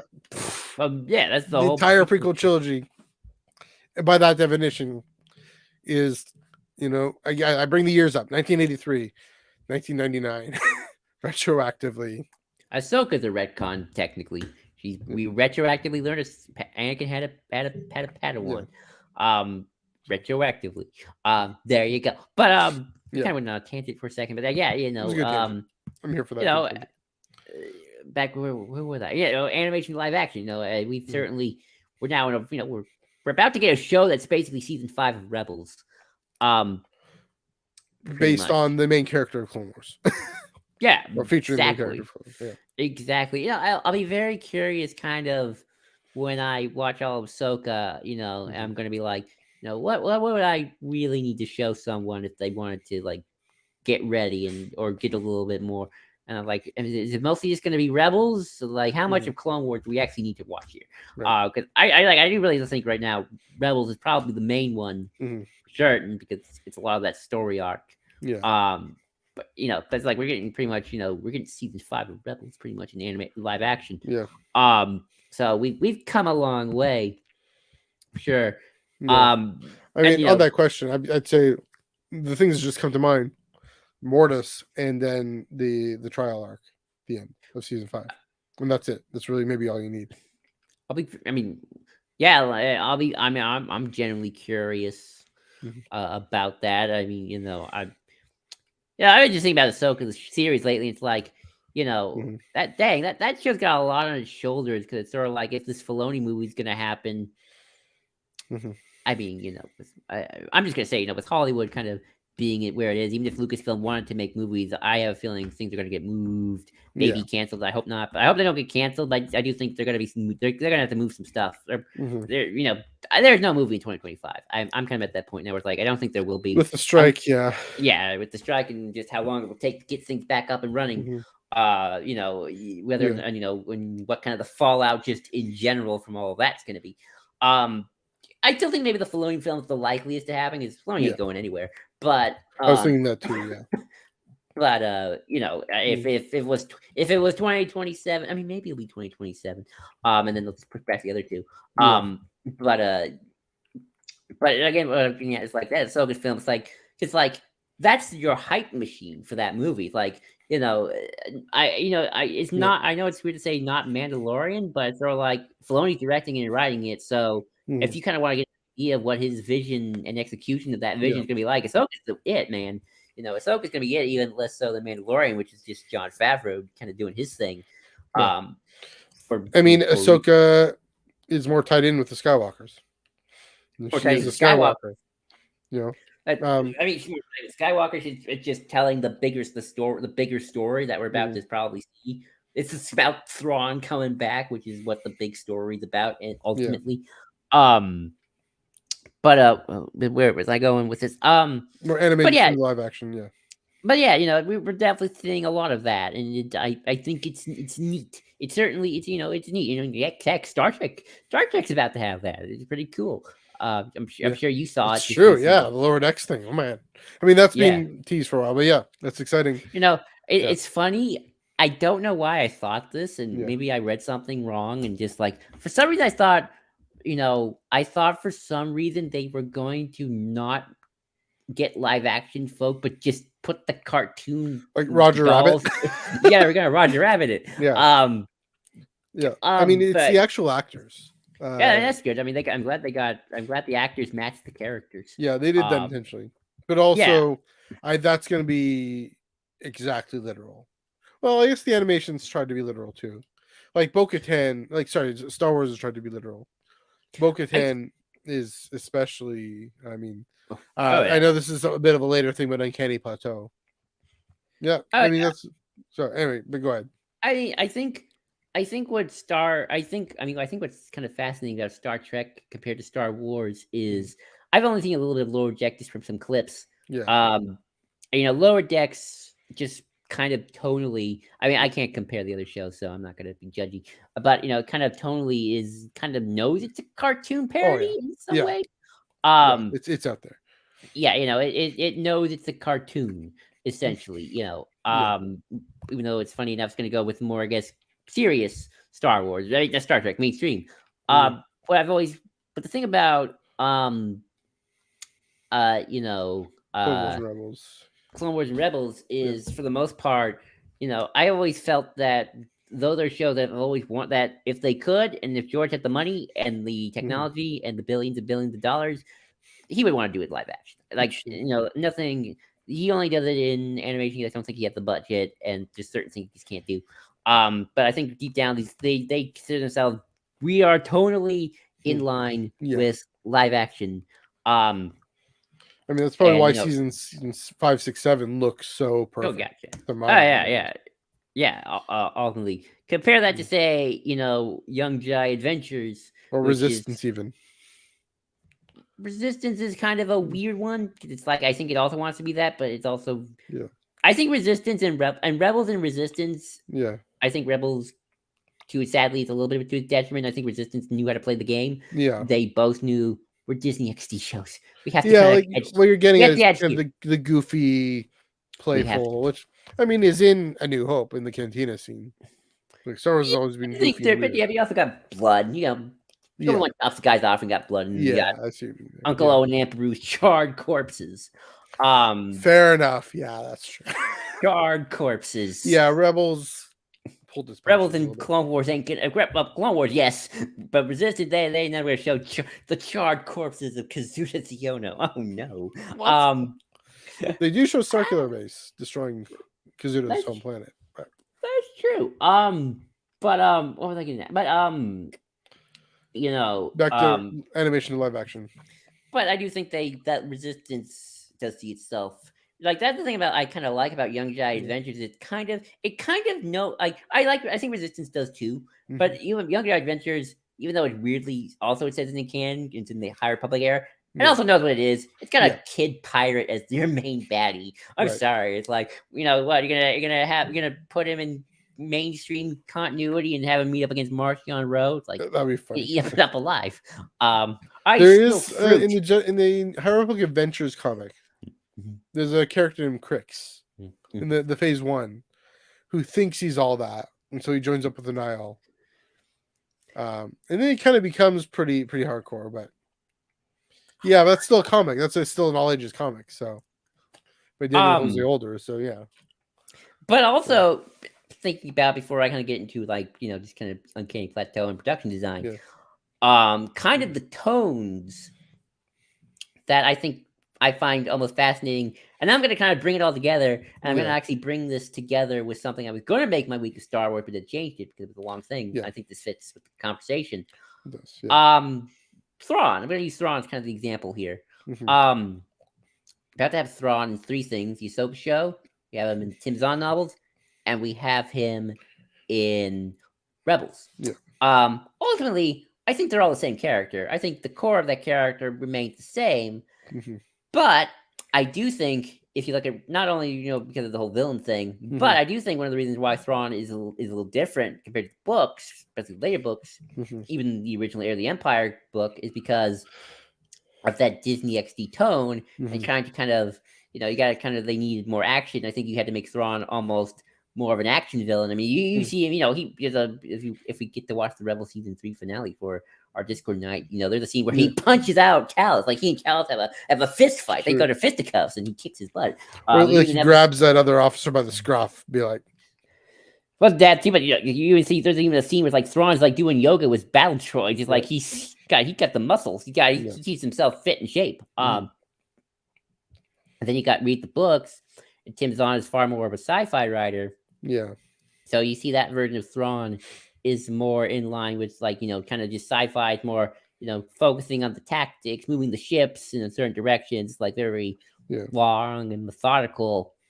And I am kind of curious, and I've been reading some interviews of what Thrawn will be like in Ahsoka. Well, I do think ultimately they will make Thrawn the villain. I have no doubts in my mind. He is the antagonist. He is the villain. Now, He's the villain for sure. I don't think it's like the Grisk are here and we're going to be big battle against the Grisk. There are interviews like there is a bit more nuance to Thrawn. There is a bit more I mean, obviously, I think you should. I think Thrawn is not the Emperor. He's not just cackling the dark side. He is not that. I think the actress who plays Sabine said there's the thing she finds frustrating about Thrawn in a good way. When she says frustrating, it's like that's a villain. It's like, oh, you sometimes seem sensible and make sense.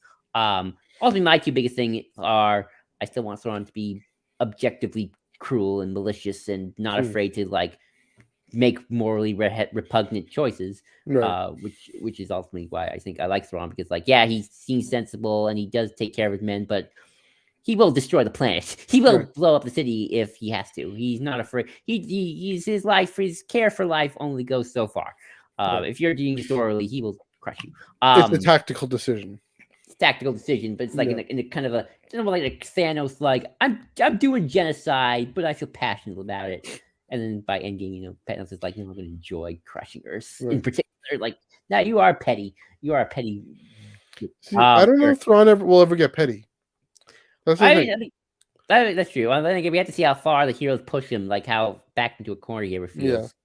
I mean, the most interesting Thrawn moment so far has been with the Bendu, I find. So he finally encountered something that's beyond his ability to reason. Shoots at it with his pistol. Yeah, exactly. That image, that ridiculous image. So that might push him in a direction, right? That kind of, if he's coming up against Ahsoka and everything that Ahsoka brings, maybe that's why he set Balin and them loose, is to balance out the equation somehow, not understanding that that's not how the Force works. That's always why. That's kind of why. I mean, that's kind of what he does in the Thrawn trilogy. Originally, why he teams up with Sabayoth, like, I need a Dark Jedi to do particular tools, and I need someone who can use the Force as like a tool. And that's why I kind of like the end of Rebels, and what I'm hoping to see with Balin, Shin, and this other person, which I've heard things about, which is sort of like Thrawn's been defeated by a Force user. He got, the Force kind of interjected on Ezra's behalf.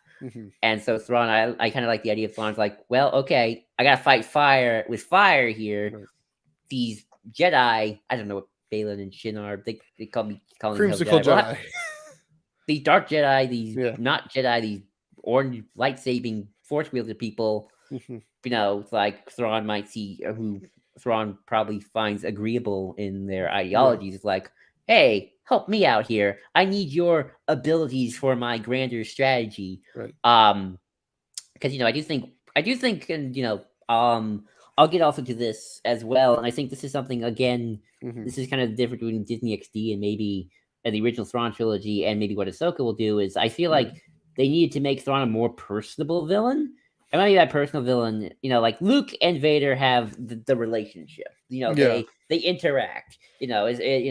And then you got the Emperor, who he does interact with Luke, yeah, but it's sort of like they're not as personable with one another. The Emperor is kind of like always just he's sitting on the throne, with like He's a more pure evil than not just Vader. pure evil. It's like he's just manipulating things. He has a very impersonal relationship Yeah. with everybody. He's like I'm everyone's enemy, While Vader Yeah. and Luke, they got like Vader, like look my son, It's like the personal. Do you mean we don't care about Palpatine's emotional state, whereas Vader's No. emotional It's state is more like everything?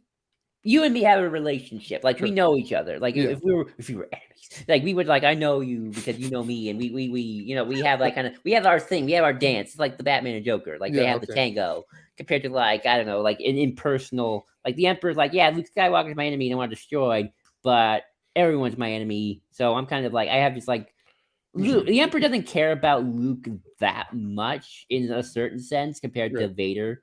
Yeah. There's not like they've only had like one interaction with Vader, and the Emperor had several. And Thrawn, I think they tried to make more of a personal villain to the Ghost Crew, especially for Hera, because Hera and Thrawn had several interactions with one another. I feel like they kind of made Thrawn Hera's enemy in a lot of ways. But like like the two the way I'm generals, the tactical generals. that too. Yeah. And also they Thrawn tortured her and kind of just enjoyed kind Yeah. of watched it.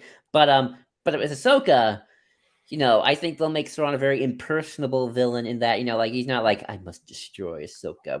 We've had our long conflict for 20 years. It's like Yeah.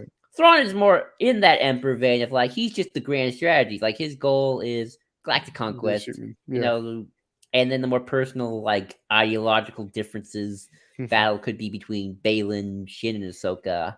Because we do actually see them talk when we see them duel. So my hope is like any good duel, it's not just fight. Like what's their conversation? What are their ideological differences? And you guys throw on the background, just like listening in, reporting all that, and just like okay, send in more stormtroopers. We need to don't get caught up with Ahsoka, Baylan.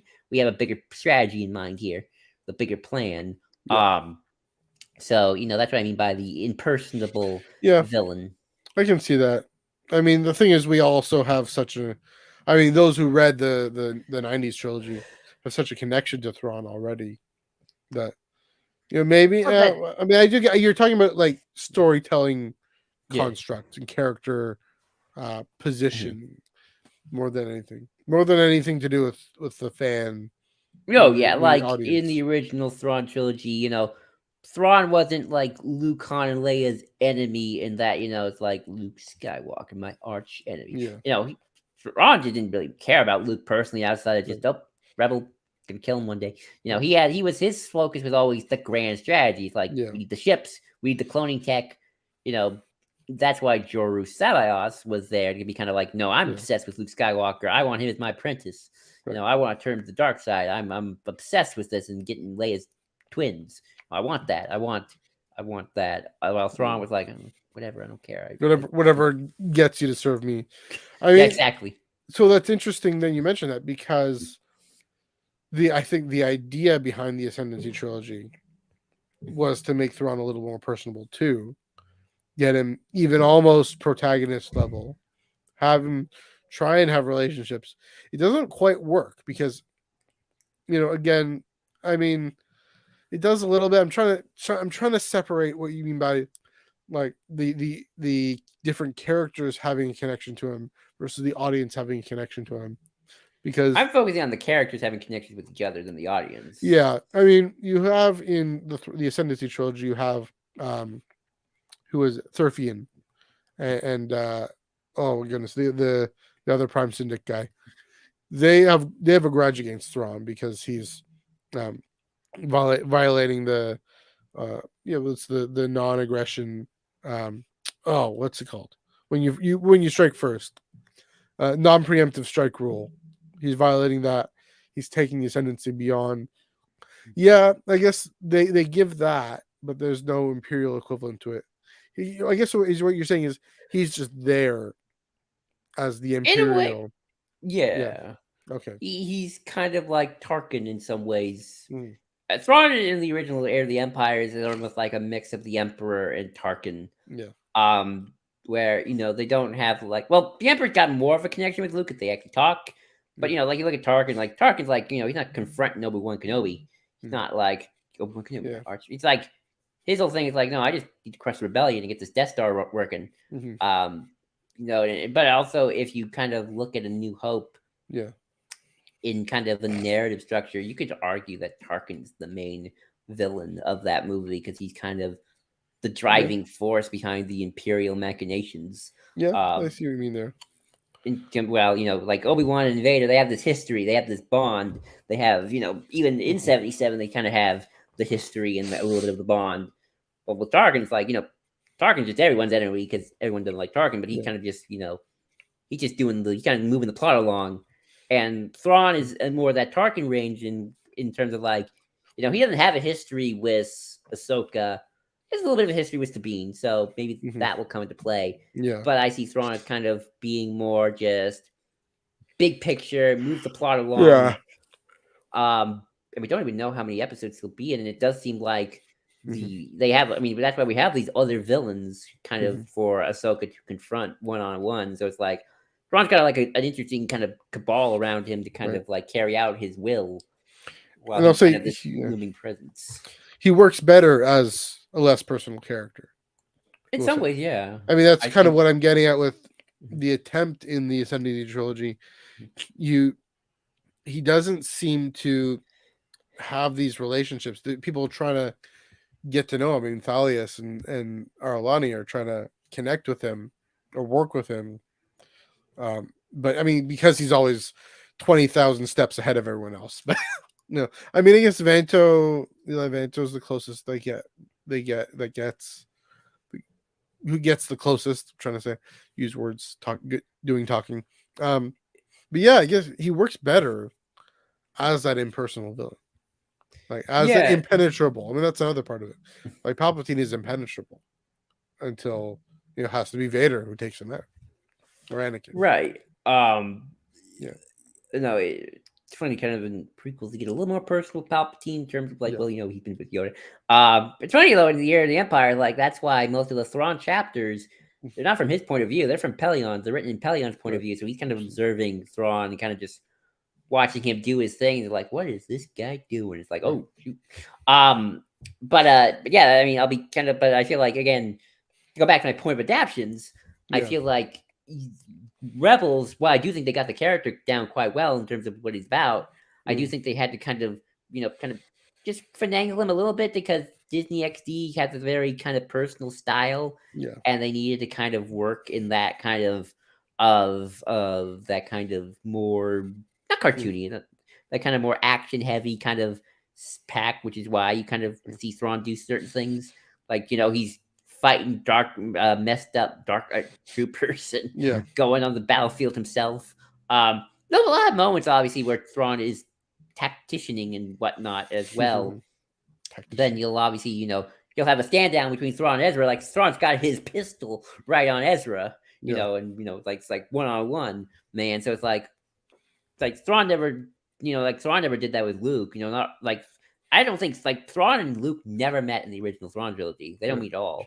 I think the closest they come to meeting is Thrawn's is Luke's X-wing is right outside, is right next to Thrawn. Right. He's trying to tractor beam in, but Luke escapes. So Interesting. they never have like there's never that confrontational moment like Grand Admiral Thrawn, time to finish you off, lightsaber duel. It's like Right. you know. Um, but again, He that gets sort it to of Ezra. Yeah. but you also kind of see that a little bit as well with Saw to a certain Hmm. extent in Rebels, where they can't really go as far with what Saw is Yeah. in terms of the terrorist angle. I mean, they can talk a little bit about it, but they Hmm. never show it and they never can go full out. I think his Rebel season 4 appearance is actually pretty decent, but Yeah. Well, he holds the pistol up to the egg. but you, Yeah. I mean, that moment at least was pretty a lot. But yeah, I do. I mean, I uh, do get what you mean. But you yeah, know, Rebels if they pull did the the punch young the way giant. the. So I gotta say, Rebels pulls the punches the way Saw in Clone Wars doesn't. Right. And then of course Saw in live action. Yeah, sorry, a lot of that can go full hog, as I like to call it. Mhm. But it's like if they were the Young Giant Adventures in the Dark Times era, it's like Saw Gerrera is not playing with everyone. That'd be I funny. mean, I'm glad they didn't do that, but It'd be funny allegory. yeah, but sort of like Yeah. kind of looking at like I'm kind of looking at kind of adapting like the tonal, Yeah. like like if Nubs an acolyte, what's that like? I was Could thinking it was happen. friends. Could It could happen. happen, but That'd be hilarious. it'd be kind of funny. Is like what's the main kid's name? The kid When? the In what? in Young Daddy Adventures. What's his name? Oh, I forget. I've only seen one episode. It'd be funny if like they did a grown up version of him in like full on live action. Typical Star Wars tone, maybe a little Yeah. darker. And it's like, I remember when life was simple with my friends, and now he's Yep. having like these midlife crises. With like, I'm thinking of like the time where I had to stop the pirates stealing the seeds. Could happen. Those were the days. I mean, that's what I'm wondering with Fern. Is they gonna see when she was a newly minted knight who thought she knew A everything? young adult novel. Yeah. Not a preschool novel. Well, it was a young reader, but then also in the young adult novel. But still, when I met Mari Santeca, because I thought I knew everything, and I was ordained to meet Mari Santeca, and then decades later, century later, she's all, yeah, I didn't know what I was talking about. I don't know. I mean, it is kind of funny. I mean, Mhm. I like the tonal shifts as much as the next person, but I Yeah. also kind of like the tonal consistency. Like I kind of Yeah. like the fact that's why I like Andor because Kelly Gilroy's like Yeah. it kind of makes the Rogue One-verse, as I call it, kind of consistently cohesive in tone. Like, and by the time you get to Rogue One, you get more of that classical Star Wars tone. But I think it thematically makes sense because you're entering into A New Hope. Yeah. But yeah, I mean, that's we see conceptually things in animation pop up live action again. The Mask, that's the big one. Mhm.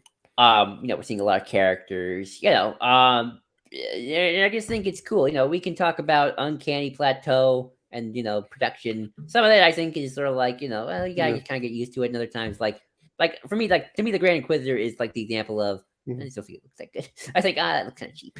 Maybe looking at Utapauan from episode 3. Yeah. But I I'm think it's kind also of getting over. I mean, Uncanny Plateau. I know. I hope I get over it. That's the thing. I gotta will myself into getting over it. Like Ahsoka, from what I've seen from the show, already looks like the trailers or whatever already look better than in the Mandalorian and Book of Boba Fett. So I mean, I thought Ahsoka looked fine in both. To be quite honest, sure. I like Cad Bane. I think like that animatronic looked pretty scary. So, Where's 3? Toothpick. Just needs a toothpick. Fine. It was a little. It's kind of a shame they couldn't get Sabine's voice actor because she was live action. But I mean, I like this character. Maybe she costs too much money. Tia Sarkar. Maybe that'd be weird because she's a big star now. That's true. I get why you couldn't get Ashley Eckstein because she wasn't the voice actress. We'll see with Hera. I think the design's fine. Twilight's are hard in general. Obi-Wan Kenobi's wife. That's true. I'm sure she'll be fine. Yeah. Forrest. I mean, Saw's a little different because we saw him so young, and then we saw old Saw with Forrest Whitaker. And unless you got a problem with the eyes being wrong, it's like, oh, Forrest Whitaker, man, he's great. Oh yeah, that one's fine. Forrest has been good. Honestly, it's really just the Kenobi Inquisitor. It's like, oh, you look a little cheap. Don't even look like a Palin. Look a little cheap. Not even that I don't just like the actress. Just like, oh yeah, the performances were great. It's like you don't even look like a Palin. Like, it's a little cheap. And then you obviously got because kind of the stars aligning just right with Bo-Katan and obviously Thrawn with Lars and Katie Sackhoff. But that's like the stars align right those times where it's sort of like no problem from day one. So I mean, I didn't have a problem with it, but sort of like that's kind of like okay, get kind of have to adjust to like a new actor. Yeah. But hey, we're always talking about recasting, so you can recast, So yeah, I just gotta think of it that way. Think of it as a recast. It is technically. I mean, voice actors just it's certainly easier from animation to live action for sure. Although it's always fun when you can get the original actor to come back, like Fennec. Excuse me. Trying to think of like what else are good examples of like animation to live action. I mean, I'm curious to see if we get the Morse gods in live action. Wow, that'd be Do you get Sam Whitworth? Do you just put a bald cap on his head and Yes, doll him up? Stan Whitwer can do anything. It'll Yeah, or look a have bit like him dub, Starkiller, but whatever. or do you dub him? Do you dub him like you get a baldy guy, but you have dub over him? I Do mean, with that's what he did Maul? with Maul, so No, no, no, yeah. Before Ray Park got in trouble, yeah, I there's that too. see. Yeah, It was nice to see Ray Park go back at least. yeah. But Sam Witwer kind of like, you know, I, I, I wouldn't mind if they recast Sam Witwer with Darth Maul, but sort of like before Ray Park got in trouble, like, you know, Ray Park, Well, no, for Whitwer, that's the voice. yeah, but He has Park the is the voice so look. well. So. Um, but I mean, it would have been interesting if they just dubbed. I mean, I don't know if like how I know it's like it's easy to say, oh, why can't they just get Ashley Eckstein to dub over a rando actress? And You can't like do I that think. to Roxanne Dawson, Rosario Dawson, though. Not Well, I Roxanne mean, they Dawson. didn't cast Rosario Dawson; you got someone else. Just Yeah, to like look. Roxanne But Dawson is in Star Trek, by the way.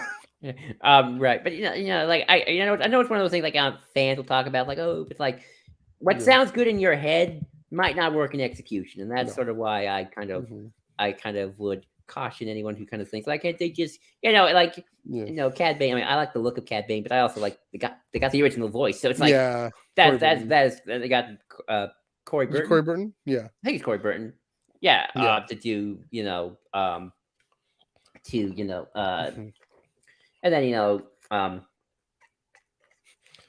The water as much swing. as I would watch like as much as I wouldn't I would I like, but then there are other things like I would never, as much as I think D. Bradley Baker is more the clones in my eyes at this point than Yeah. Tim. I would never want them to dub over Tim to do D. Sure. Bradley Yeah. Baker to do Rex if he's in Ahsoka or any of the clones, and just have Tim Yeah. be Boba. Like, I mean, I think like I kind of got a whole thing where it's like I feel like D. Bradley Baker kind of brings a certain emotional cadence to the voice and had a Yeah. range for those clones. I don't think Tim can necessarily reach, but I would Yeah. never want Tim dubbed over in Yeah. live action because I like hearing Tim. So Now it's that like, we well, talk about it, I can really see Tembi Rex. Maybe because we've seen the mock-ups a lot, but I can see him visually, do. yes. I mean, vocally.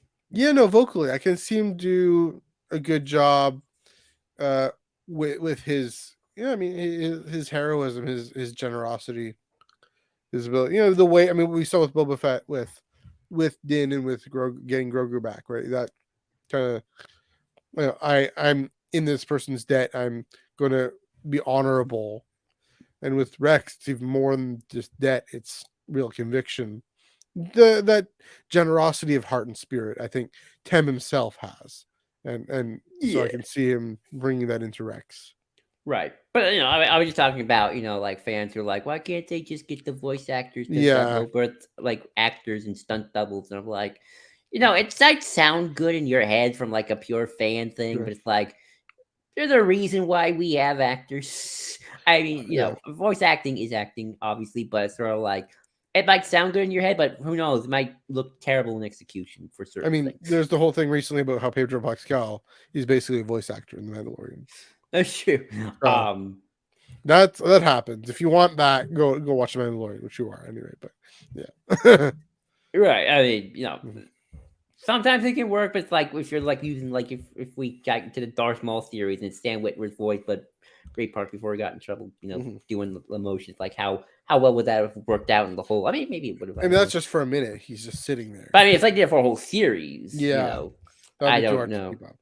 I don't know. It's like, Yeah. but Mhm. I mean, it's certain, but I mean, I do like it when you can get the voice actor back, and when the stars align, they Sure. align. Like that's why I'm so happy when they got Lars as Throng. It's sort of Oh yeah. like, I mean, you people are He like, did such a great job. He's so like he did such perfect. a good job, and sort of like it'll make the character just feel more natural to the Mhm. continuation of Rebels. Yeah. It is sort of why I like Cad Bane, because it's still Corey Burton. It's like I recognize that voice anywhere. Mhm. That's why Bo-Katan worked so well, and that was Yeah. more of just they lucked out with Katie Sackhoff on that one. Yeah. Which does make Tia Sakar a little curious, I will admit. But It does. That's sort of gotta the give one. Natasha a chance. Definitely gotta give Natasha a chance. Oh, I'm sure she'll be fine. I mean, Yeah. she seems very much like she's doing her homework, and it's sort of like I'm not Yeah. gonna be like, Yeah. yeah, like hey, like she's gonna do her thing, and I think it's gonna be fun. I really Mhm. she's bringing Yeah. in energy. it's not That's true. so. Yeah. She seems very nice. Hmm. Would I have liked to? I mean, like I'm thinking about like if they dubbed over Mary Elizabeth Winstead with Vanessa Marshall. Vanessa Marshall, but I'm thinking about it now, and it's like I look at her face, and I'm like, I don't see that voice coming out of that face. Um, Maybe that's part of it. Yeah. because So. at least when you kind of do kind of the more CGI thing, Hmm. like in Squadrons, you're kind of making it more Vanessa Marshall face with Hera, Yeah. and then with Zeb, obviously, you kind of Yeah. Zeb, like. they did just the voice actor for Zeb. I Yeah. think that's another reason why I would Steven be Snipes. cautious about dubbing just voice actors Yeah. over the actors because, like, sometimes you look at a face and it's like that voice should not come out of that face. Right. That body should Also, not you have have to that. sync up the lips and everything. It's a whole thing. Well, that's. I mean, I Yeah. have good editors, but I'm just talking about like Yeah. I look at you and you look at me, and it's like you expect a certain voice to come out of that body and that face, and it's like Yeah. something very different comes out, and I'm like, if Yes. I, yes, it's like if Yes. I look at Thrawn's face and I'm like, different voice, like Pierce Brosnan, I'm like, what the heck? Pierce Brosnan. That Bro, everyone's was so going funny Pierce with the Brosnan. drawing. Stop I know. motion. So it's like, but that's not the. Yeah. So I look at kind of the hair of Mary Elizabeth Winston's face, and I'm like, I love Vanessa Marshall, but I just can't see that voice coming out of that face. So I kind of Yeah. have. I So need a new. You need a new. You just we'll need a have new to take on the adapt. character. Yeah. As We'll have to you adapt. know. So yeah. Um. Anyway. But yeah. Uh. But that's sort of just one of those things about just. That's about. I mean, just recasting in general, right? Like you gotta. If they ever did decide, one day, let's just do post Endor Luke Skywalker was that new guy who does the Luke body double who actually looks really good. I don't know if he got I acting still chops. prefer Sebastian Stan. I don't know. I don't know. Maybe my mind is primed for it already. That I would Maybe you've be convinced you've readied yourself for Sebastian ready Stan, but myself. if they Yeah. don't do it, you'll still have the uncanny plateau problem. Even if Well, it's not like. especially because Mark Hamill, his voice is so different now because he's so much older. No offense, Mark. Well, that's you. It's like Sebastian Stan. I don't think, but it's like, but even even if they get like a random actor, still like Hmm. Alden Ehrenreich returns as Solo for post Endor stuff. So See, I didn't mind Alden. I thought that one worked fine. maybe also because we knew he was doing a young Han Solo, so he got young Han Solo first. Yeah. So he's supposed to turn into Harrison Ford in 10 years. Like, Uh, I mean, Danny Glover. I mean, this Lando show that was supposed to happen, which isn't probably happening.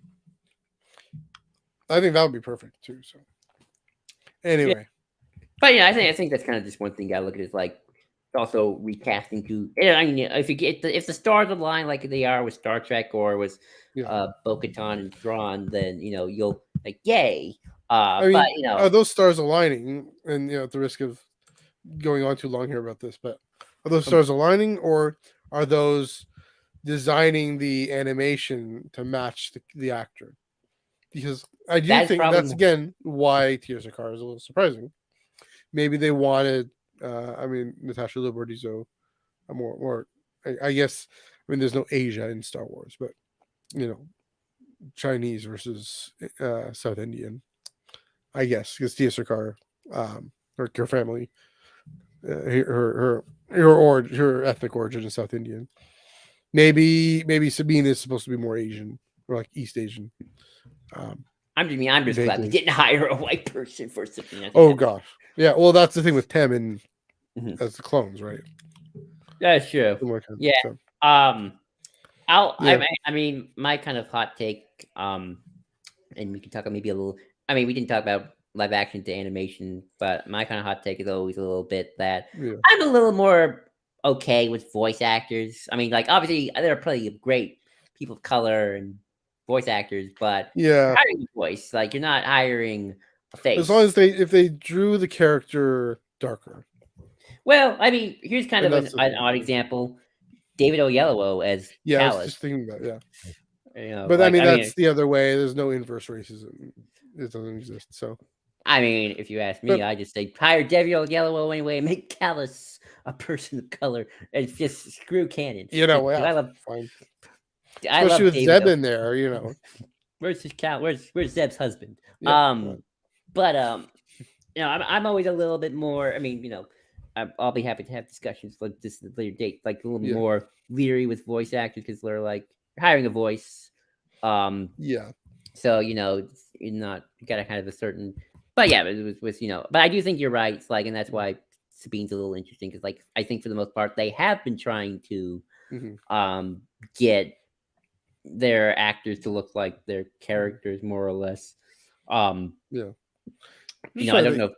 Was that wrong with the David Oyelowo thing? I mean, or that it's neutral. Like it was just.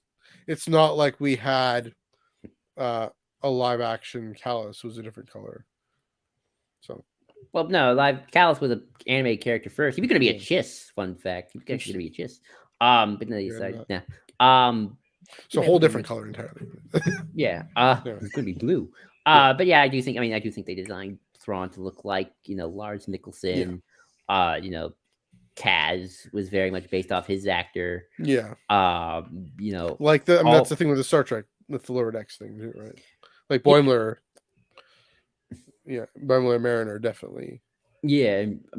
Katie Sackhoff is a little bit different. I think maybe that was just luck because they had to be Katie Sackhoff. They didn't have any plans for live action Bo-Katan. But Uh, no, I think they, especially the Clone Wars design. maybe they based it off her just because she was like famous and like, oh, Yeah, Battlestar Galactica. Because they didn't because Saxon doesn't look like John Favreau, even though that in is my true. head.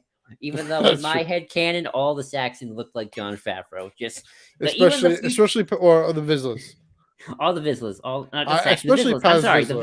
Vizslas. I'm sorry, Paz I meant to say the Vizsla Vizsla. Yeah, because it's live action, but Paz Vizsla, I'm convinced looks like John Favreau.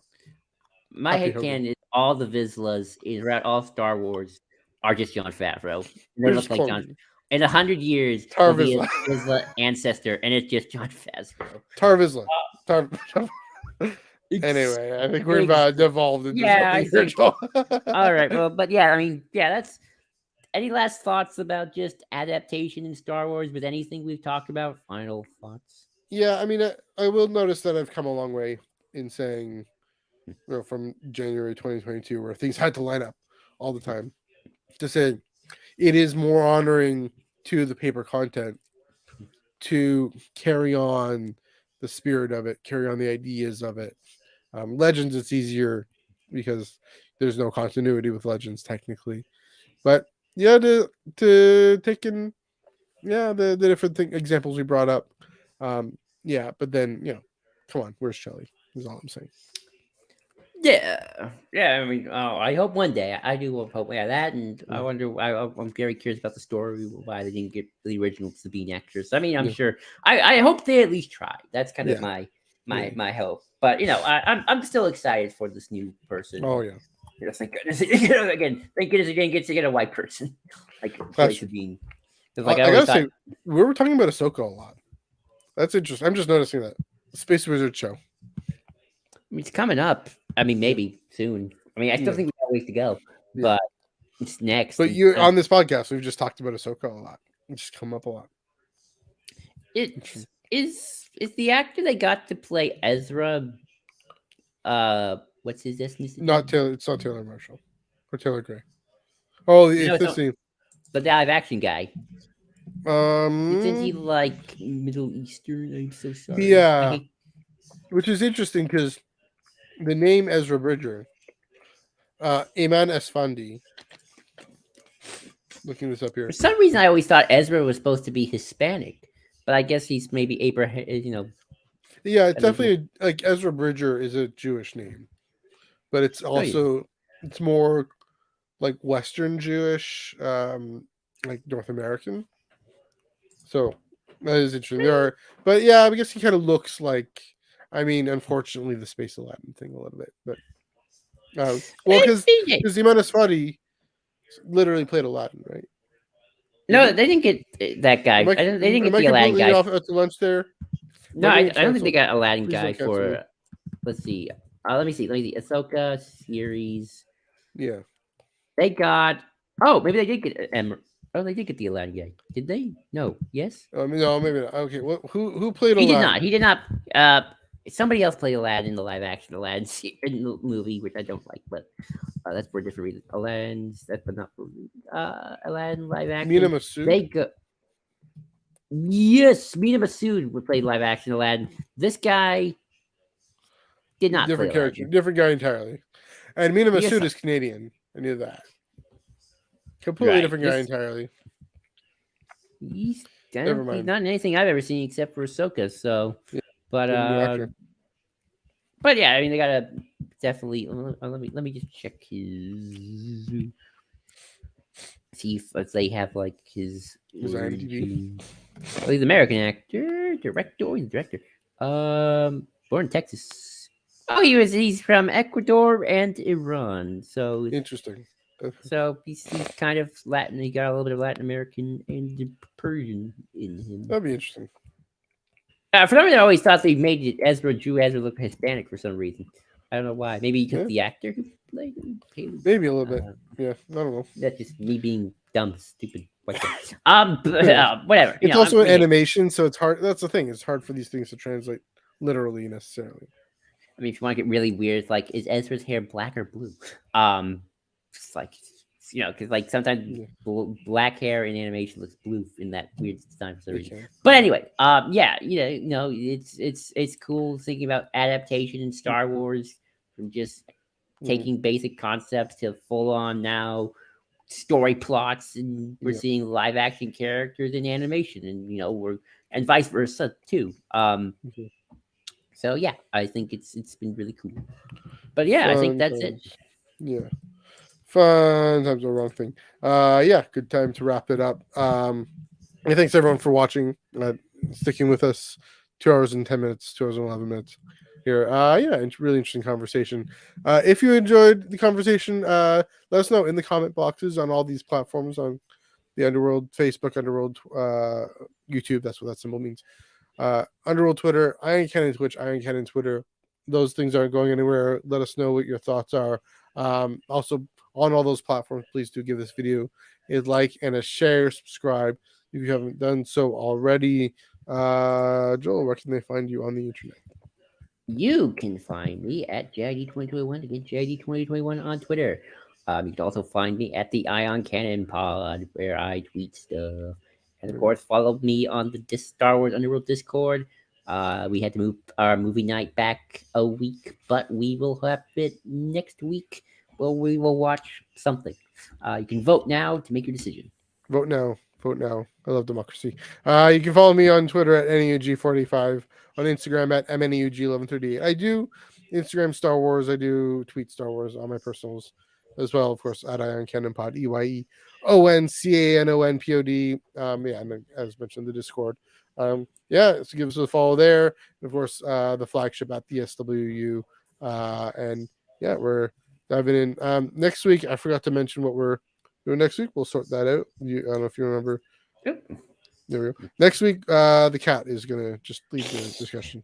I think we decided we wanted to do about non-Jedi or Sith Force religions. Yes, we're going back to Jedi. Is basically what's happening, among other things. Yeah. So yeah, looking at Force religions outside of the Jedi and the Sith, and maybe how they relate to the Jedi and the Sith. That'll be fascinating. Looking forward to that, and the whole ecumenical interfaith theology time. Bringing that up there as well. I'm sure I'll have the thoughts. But until then, Joel, let's build this thing and head home.